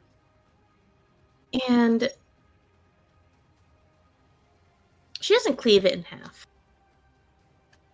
It's pretty close, though. Because she's on a mission, you see. She wants to go after the third goblin.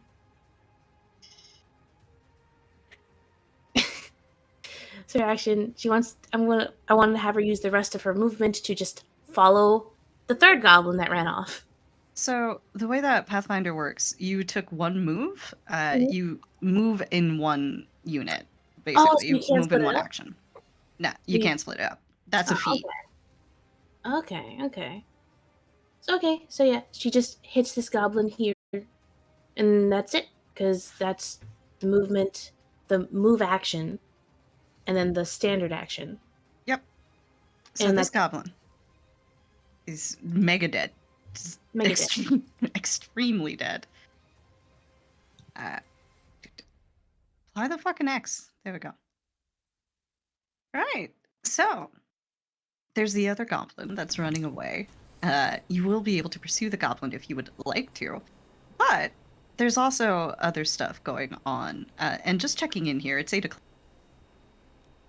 So are you guys okay to continue with a bit of combat, or would you like to leave it here? I'm fine good. with continuing.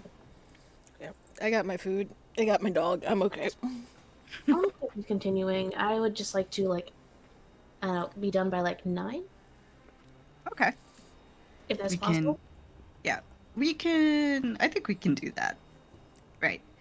So you've got a couple rounds as people are screaming because you're starting to realize that these aren't the only goblins in town. There's many, many more of them just running through the streets, chopping at people. Baylor is trying to marshal the guards to create an exit column for people. Amako has also started helping out. As you look over toward her, you can see her just spear a goblin all the way through with her rapier. There's goblins on the roofs who are not very good at what they're meant to be doing, which is bombing the place. You see some of them slip as they're trying to, throw the oil on and fall and just break their necks instead. It's a shit show, to put it mildly. The festival has just kind of collapsed entirely, and everyone is focused on these goblins. So, Shadress, you can pursue that one if you would like. No, thank you. There are more better targets, more pressing targets. Shillelagh is gonna fucking hate that she missed this. Open season out here. We have some rounds to do some shit really fast, right? Yep, we have some rounds. Okay. So, fucking crossbow. Yep, get your crossbow out. And I imagine Sola is noticing all of these other goblins, seeing that there's an evacuation happening. Will just be like, time to get Jenny and the kid out. Oh yeah. Oh, Open- 100%. Open, come around tent flap, see Jenny, see Cece. I think it might be time for you guys to go. As you come around and see that, you see Ginny just yeeting a goblin away. Just full force. Like it's a fucking football. Ducks. You've never seen a goblin fly that far in your life. And she's flinging him without a care for where the fuck he ends up. And she's holding on to Cece and she goes, Yeah, I think you might have a point about that. And she will start evacuating. I was gonna have Sola escort her, but I think Jenny's good. She'll just punt any goblin that comes near her. Yeah. Just send John to keep an eye. Just double check. John will follow along with them.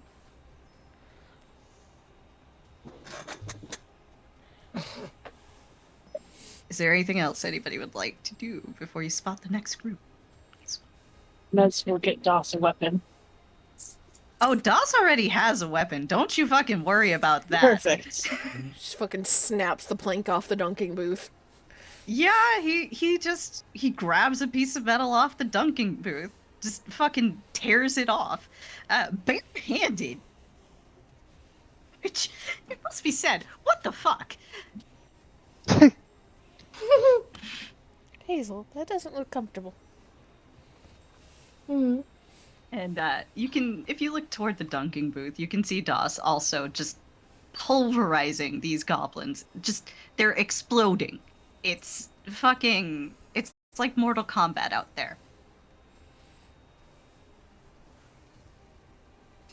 Jesus Christ. All of the fucking finisher moves down there. Yeah, Doss is going to need to be dunked again after all of this. Jesus Christ. Just forewarning, if I just suddenly disappear somehow, I am not leaving. I am okay. The dog just might turn off my power. Okay. Okay. All right. Speaking of the dog. Because the dog is insisting on laying on my power outlet for some reason. He will not move. It's a bad place for you. Barney is still okay. He's with Mesme Okay. right now. Thank you. Oh, I thought he'd be with us. That's a good boy. Yeah, he was told to go with you, so he's hanging out with you. He's trying to make sure that you don't get too crowded as people are leaving. Trying to maintain safety around you. Circling. Such a good pupper. Yeah. Mess tried to find somewhere where she can shoot from a little more not hitting people. So high ground is usually what you want there. You would be getting an elevation bonus if you anywhere here or on top of the steps. You would be getting a slight bonus. Can I see where some of the goblins are coming from? Like, which would be better? Make me a perception check. Okay.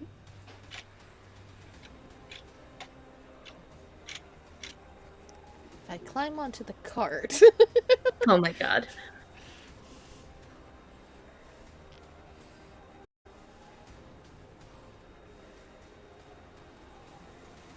Alright. So Mesmine with an 11, you can start to see some stuff. Because they are not being subtle. Let me grab some of them here. Fucking GM layer. There we go. All of yous. Layer, token layer. There we go. You can see these guys over here. It's more that you see what they're starting to set up, which is an absurd amount of fireworks. Oh boy. Uh-oh. You start seeing the flames over here by this cart. Not next to the church!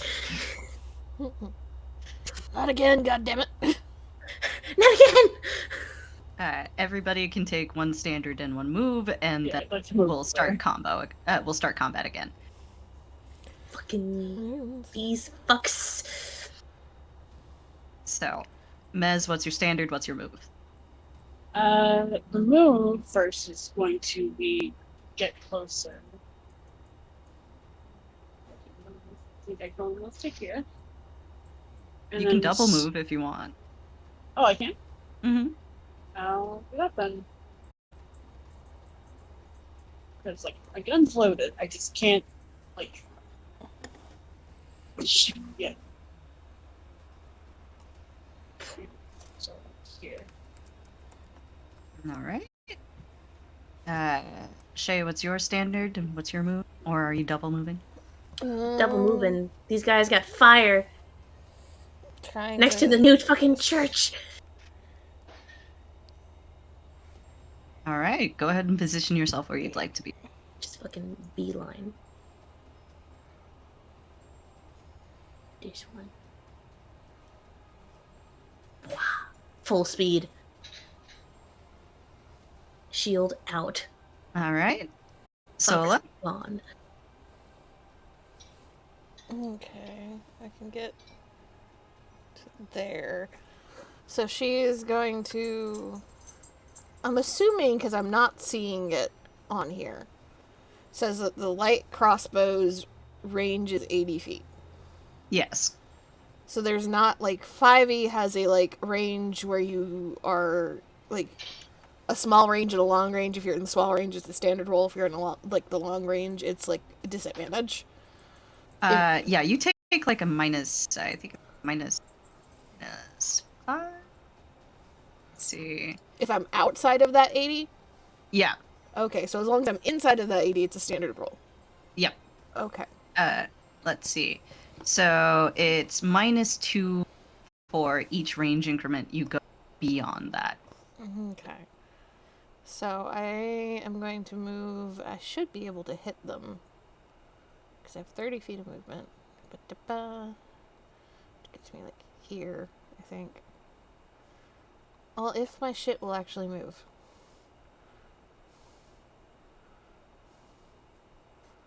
I think. And then pretty sure. Some art there of the gobos living their best lives. Oh, the crackheads. Yeah. I can get all these fuckers. I don't have to move again. Yeah, so I will target, I guess, this one, if it'll click now. This one?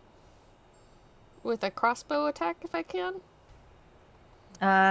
Yeah, that's standard because you already had the crossbow out. Yep, that'll work. Go ahead. Okay.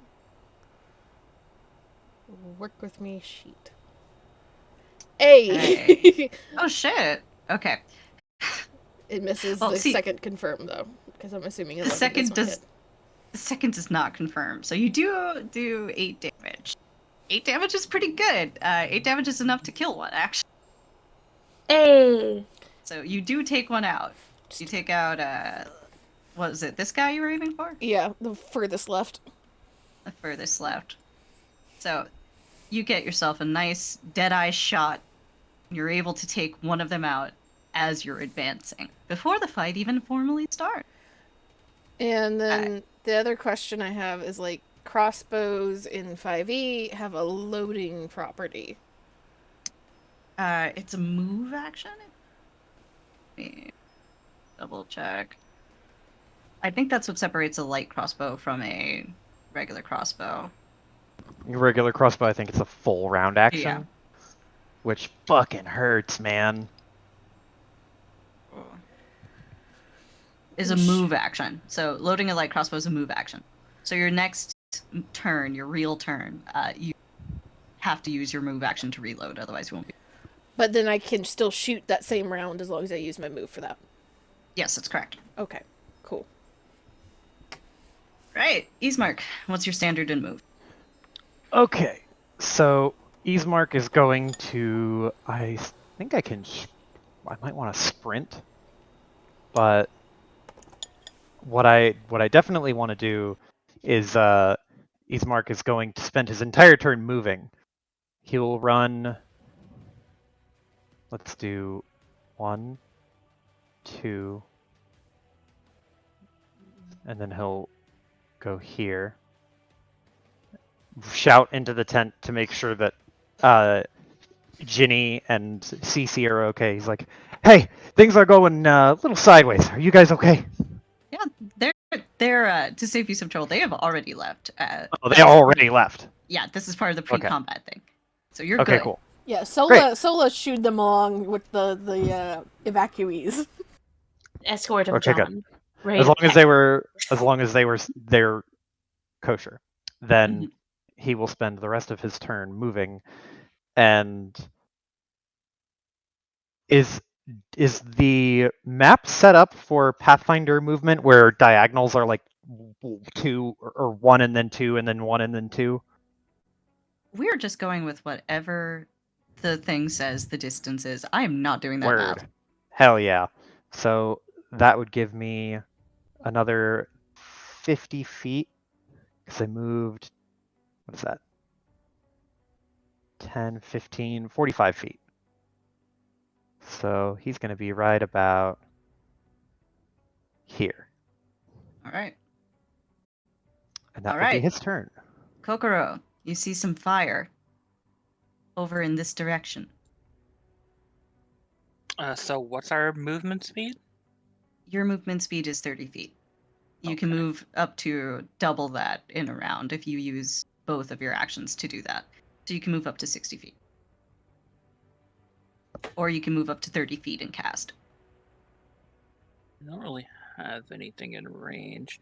What's the range do I need to do to demoralize? Demoralize? Yeah. Like Bless you. intimidate or something? Thank you. Yeah. It's a straight action, or it's an actual action to demoralize the opponent. I just don't know the range of it. Let's Here, let see. me. I'll post it in chat.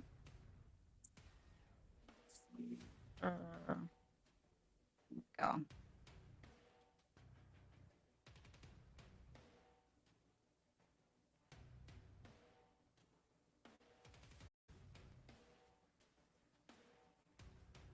It's 30 feet. It's 30 feet. Okay. Mhm. Uh, 25, 30. I wouldn't be in range. I too will use my full action to just get closer. It's like right here.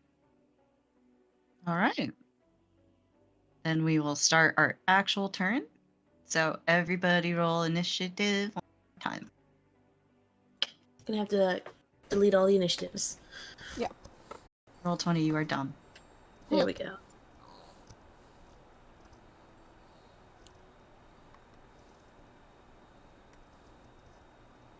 Some pep Oh, in their really step. good. Not mine. All right. right, The buddy. casters are starting to be like, we don't need to be that close.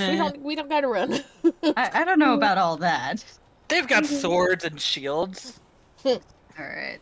Let's see. All right, buddy. Okay, one of them's got a fucking 10. Great.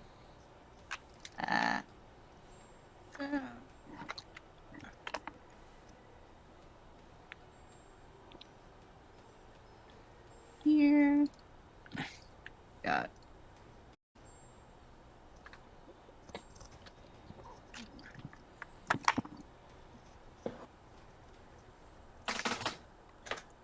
Okay. It's 119 and 113, so that's an 8.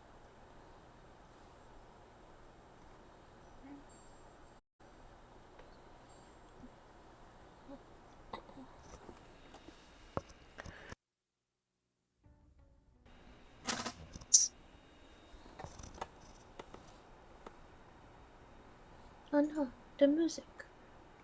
It'll loop, it'll loop.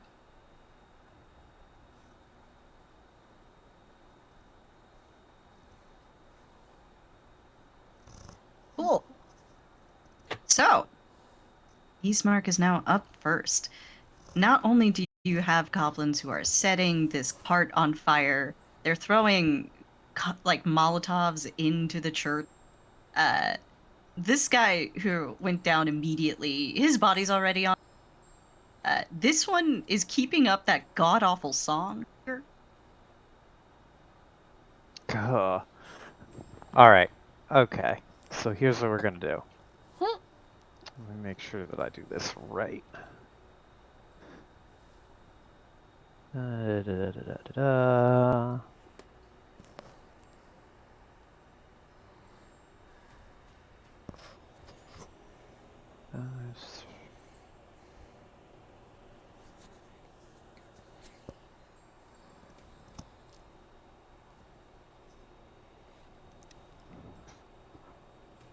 So, an investigator prepares his spells by mixing ingredients like that.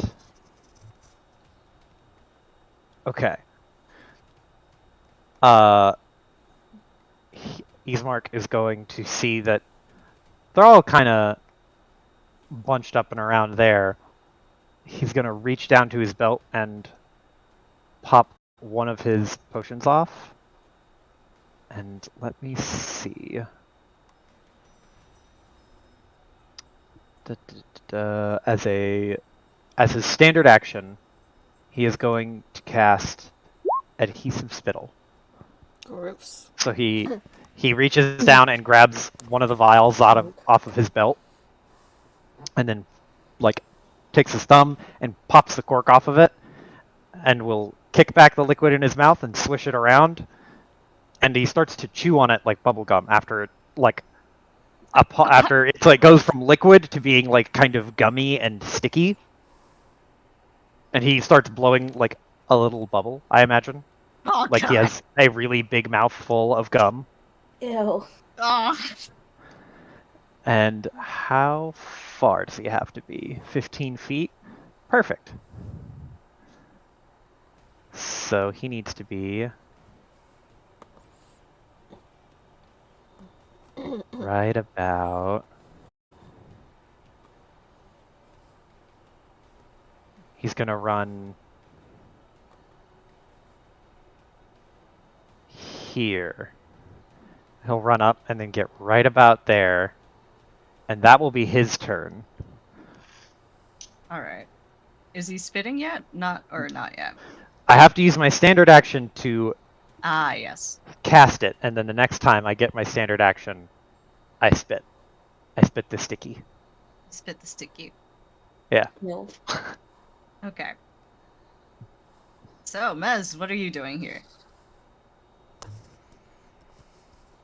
I am going to, first of all, use steady aim. So my Okay. move action gives 10 more feet of range. Mm-hmm. And I'm gonna shoot this guy here. All right. The Go one for it. thing. Try and shut him up. Yeah. So. Okay. Let's see. All right. As unfortunately a miss, this one has class levels. Big sad. I'm very sorry. It's a standard action for you to reload, right? Would you like Yep. to do anything else with your move action? I use my move action to aim. Right, cool. So it is the Goblin Chanter's turn. Oh, did he win the tiebreaker? Oh, he's tied with you. That's correct. Let's see, what is your dexterity score, Goblin? What's Meza? What's Shay's? 18. Okay, roll off. Oh, what did I roll? Just a d20? Yeah. All right, Shadros goes first. I gotta make all my macros in this one. Okay. Well, she is very simple. Run forward. See Goblin, hit Goblin. See goblin, hit goblin. Can she hit this one from here? Yeah, she can. Whoop. Very simple, very simple. She has no magic. Yet. She's got a sword and a shield, and she's gonna try and... No, that's not fucking hitting. Yikes. That is, unfortunately, a miss. Yes. That's it. That's all, folks. Okay. So, Welcome to level Shadra- 1. Shadris, as you approach this goblin, you're pretty scary looking. It doesn't like the look of your shadow. It's gonna try and cast some. Roll me a will save. Oh boy.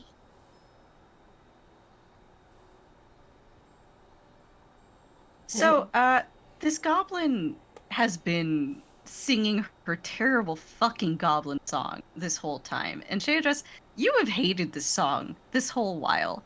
But as it continues, this shit's funny as fuck. So, you are now affected by hideous laughter. So, you're just fucking laughing your ass off at this. You have never heard such rhymes. This goblin has got bars. Bars. Yes. You can attempt a new saving throw on your next turn. Okie doke. Right. So, Sola, your turn. So, I can still hit this guy over here. So that's what I'm gonna do. I'm gonna use my movement to load the crossbow and shoot it again. Okay. You will now wait. Your shot. That's a clear. Wait, no, Ismark. Ismark's fucking you here. Duck. So- We're having to deal with that Ismark's- shit. Yeah, Ismark's in the way, which is imposing a -4 shot. Can I duck? Free I action to will- hit the floor. I will let you duck because it is like the second combat. Hey, So you lines can of fire duck matter. this time. So go ahead and roll. Fucking running while chewing, and then just you hear Solo like, God damn it! Ismark." Hits the deck so hard. All right, an 18 against this one here, right? Yes. Right. Where is this one? All right. So you hit this one, and it's a solid hit through the gut. He's kind of pinned, but then he pulls himself free. He's a little on fire now, but that seems to only have made him angrier. However, you don't think he can take another hit of that magnitude. He's not cut out for that. Is a solid hit, though. Alright. Goblin turns. The goblins have now realized the game is afoot. They really want to keep setting fire to things, though. So, these guys actually don't have swords. They have, like, little flaming, like, torches and stuff that they're using. But they are both going to try and attack Shea. Alright. Are you fucking kidding me? They miss horrifically. These guys are they're swinging these torches around, and they get so distracted by the fact that Shea is laughing along with them. She understands. She finally understands that the Goblin War Chanter has got bars. She's probably And- like fucking replying in Goblin. Yeah, they're swinging at you. It's very half-hearted. The cart catches on more fire, but they don't go anywhere the fuck near you. Not with a 4 and a 1. They do not hit you, even in the fucking slightest. One burns their fingy on the torch a little bit. Yep. Alright, Kokoro, you're up. Okay, Kokora is going to move right here. And then she's gonna cast Daze on the Chanter. Okay, go for it. Yeah.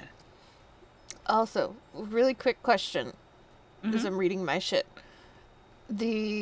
For Holly, is her movement and shit replacing mine if I want to use her for something, or is she just like after me or something? You act on the same initiative, so you can have, and you're considered to be the same person, basically. So you can have her do a move action if you want. But it would replace my move action. It would, yes. Okay. Right, so, let's see. Okay, so, Kokoro, you line up your spell, you begin to glow, and after a moment, you see the War Chanter also start to glow. And for a second there, you get some blessed fucking quiet. It is dazed. Ismark, you are up. Okay. So Ismark is going to run. Gonna go a little bit wide this way, so that he doesn't have to deal with threatened squares. Just so you know, the Chanter cannot take any actions whatsoever. So it's only these two tiny ones that can act right now. Actually, we're gonna go. Damn it, there's not really a good way to do this. Oh yeah, there is. I'm fucking dumb. So Ismark will run down here, this way, and then he'll round the corner and use his standard action to sticky spittle this enchanter. Alright. It has to make a DC 15 reflex save. Okay. see. All right. So, this war chanter, right? Actually, let me look up dazed for a second here to be double sure. It just can't take any actions. Yeah, It I doesn't. think, Nothing else which is affects it. kind of funny given Yeah. this particular Yeah. setup here. Yeah, can take no actions. Right. So this war chanter is just zonked the fuck out, and yet still somehow as you spit, you can see her just make a retching face and just sidestep. And then she goes right back to standing exactly where she was, dooted out of her mind. The days paused for just a second because it was too gross. It was too gross. So. I think. Yeah, so on a successful save, I think its speed is reduced by half, but that's it. Yeah. Because I don't think it gets entangled. So the spell works as an entanglefoot bag.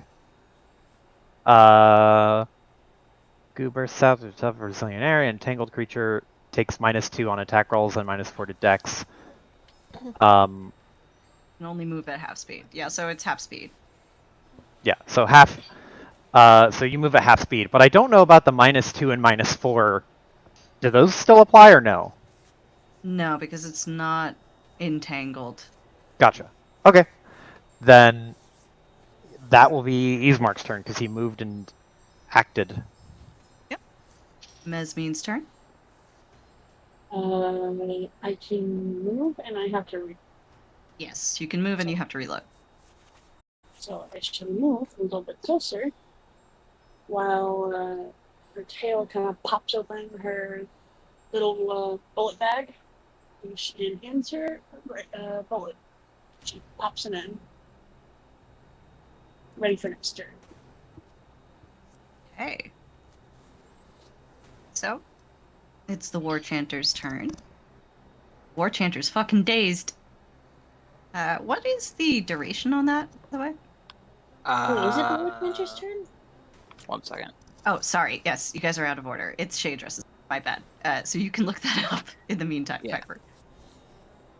Yeah, so, Shea, you get a new will save against the laughter effect. Okay, you're fine. This goblin, now that you shut up, It's just one round. it's had time to sink in. Those weren't bars at all. That was cringe. It was, in fact, cringe. And you're Okay. back to normal. Does that will save take up an action or anything? No, you're good. Okay. First verse, like the first, second, and third. Cool. Hit again. Or attempt to. All right. Which one are you targeting? I'm going to target this one. Okay. Get my sheet. 16? All right. 16 is, I believe, a hit, but let me double check. Oh. Yeah, 16's a hit. That's Okay. 8. Cool. So this one is dead. Ooh. Fuck you. Yeah, you come out of your cringe-induced trance and you take out all of and leave this goblin a 1-star review of life. Mm-hmm. She's Still got this one to deal with, and the chanter, though. Should I have her move? I gotta look up and make sure I'm not in anyone's way. You can 5-foot step, but if you move any further than 5 feet, you'll goblin. Yeah, I'm It will thinking get an maybe attack. move here, maybe? Yeah? Wait. That's moving into another creature's threatened square. But it's a Oh, is 5-foot it? step. It's a 5-foot step, so I think you're fine. Let me double check. It's fucking combat. I mean, technically, shouldn't that one still be dazed until its turn? Until after its turn? Oh, that's a good point. Yeah, it can't take any actions anyway. So, it's not its turn yet. So, yeah, go for it. Okay, she's just gonna move here. Make sure she's not in any potential shots way, right? Mm-hmm.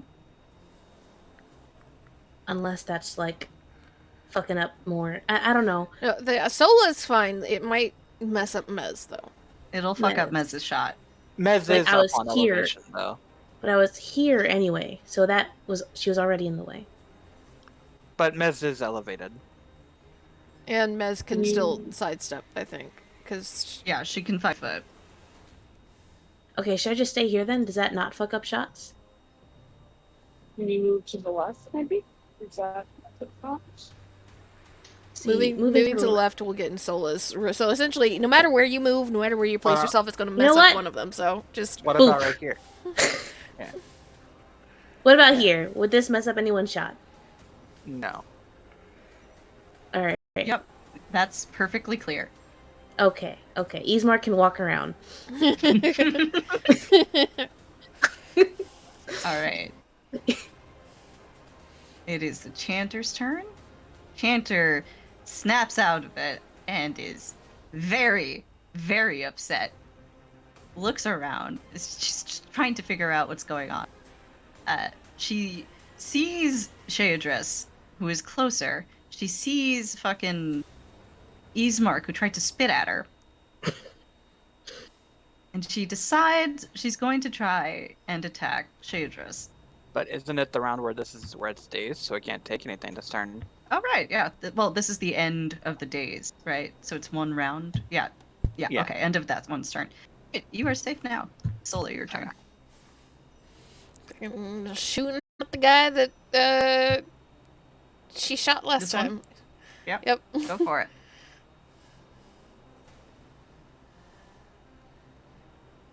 Are you going to click? Roll 20? Okay, maybe. That was my issue. Wrong thing. Alright, 19 is a hit. Over's only 2, though. 2 is enough to kill it the rest of the way. It was not having a good time. So, you put in another crossbow bolt, and you managed to land it, like, right where it was, and the goblin just, like, keels over. And as it drops its torch, more of the fire starts to spread. But he's dead, though. So, like, the fire is spreading from them outward? Mm-hmm. Oh boy, you just faintly hear Solo of, like, I think we might need to do something about that fire. Right. It is Kokoro's turn again. I would like to attempt to demoralize this chanter. Alright, go for it.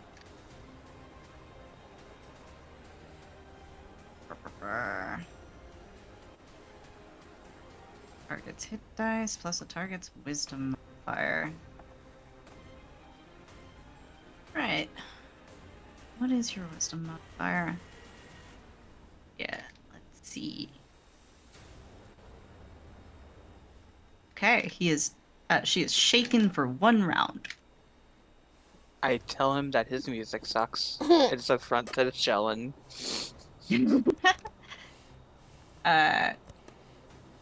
As you say that to this goblin, she turns to you and she goes, I don't give a shit about Shellin!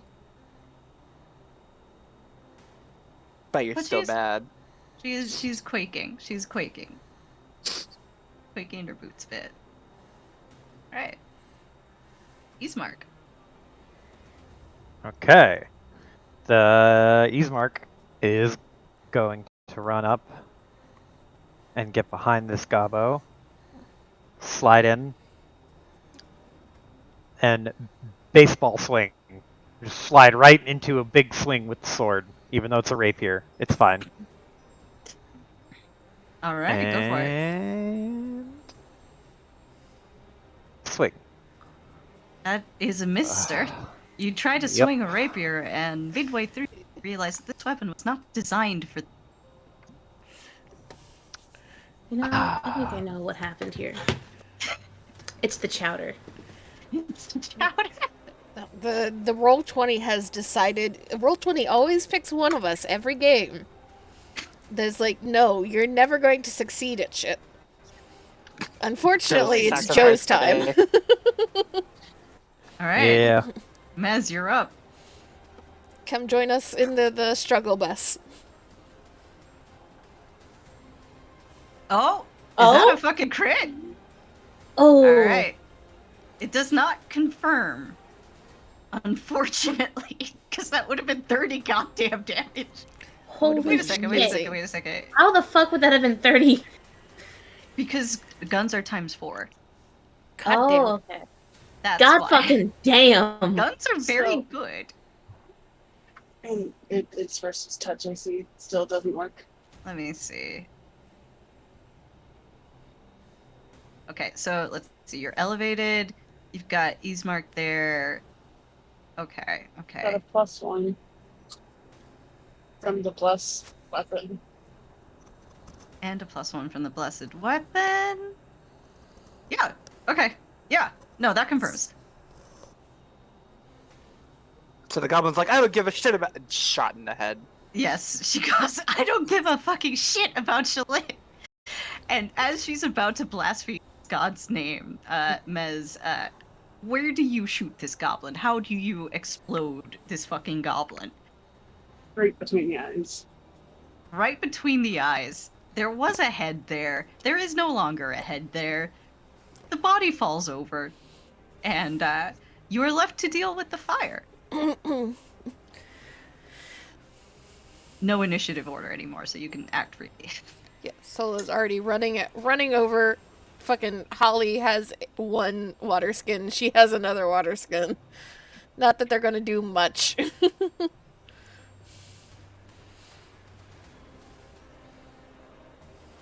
All right. Is I've got a there water like skin on me. yeah? Is there like I don't know a bowl or a player like something strong enough that Shea can start like digging dirt and tossing it onto the fire? Yeah, sure. You can probably find a shovel nearby. Run and get the pot of chowder. Yeah. So, as you guys are trying to put out this fire, let me an appointed leader of this effort.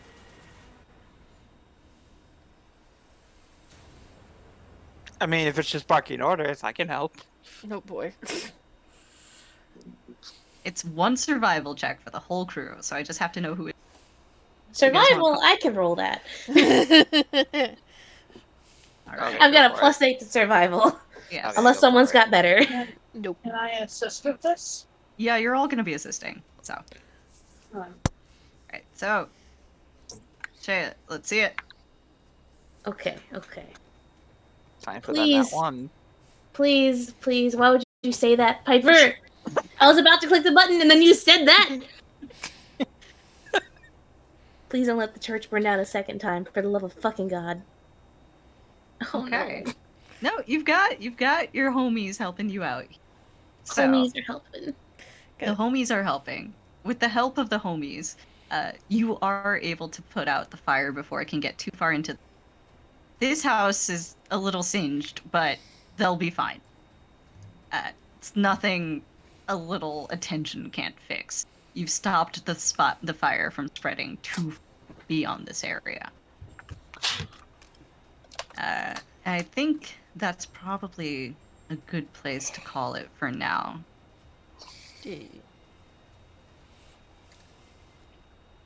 If anybody wants to get any other character stuff in, that's fine. But let me just tab up your experience real quick. That's what I do. I do crowd control things. Nice. That's solely what I do. Just sitting here, the only spell that I have left is not useful. Oh my. I have hypnotism and I have charm person, and that's all I got. I got diagnosed disease. You're gonna have to diagnose the chowder-induced stomachache Easemark's got. As he was going on about how it's really good, you know. It's so good, he just can't hit goblins. Just go ahead, sacrifice one of my remedies so that maybe Easemark will able to hit stuff next time. All right, that's 250 experience to everybody. Individual total.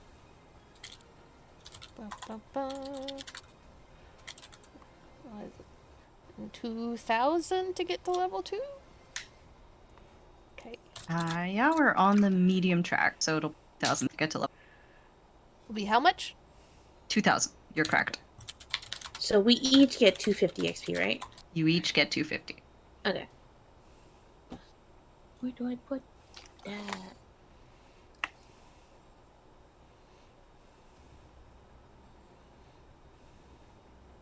Thank you all for playing. Yeah. Thank you so much Yeah, for that was fun. running. Ah, I found the box. I promise we will learn so that we don't have to ask as many stupid questions. No, I mean, that was totally fine. I thought that ran fairly smoothly. Yeah.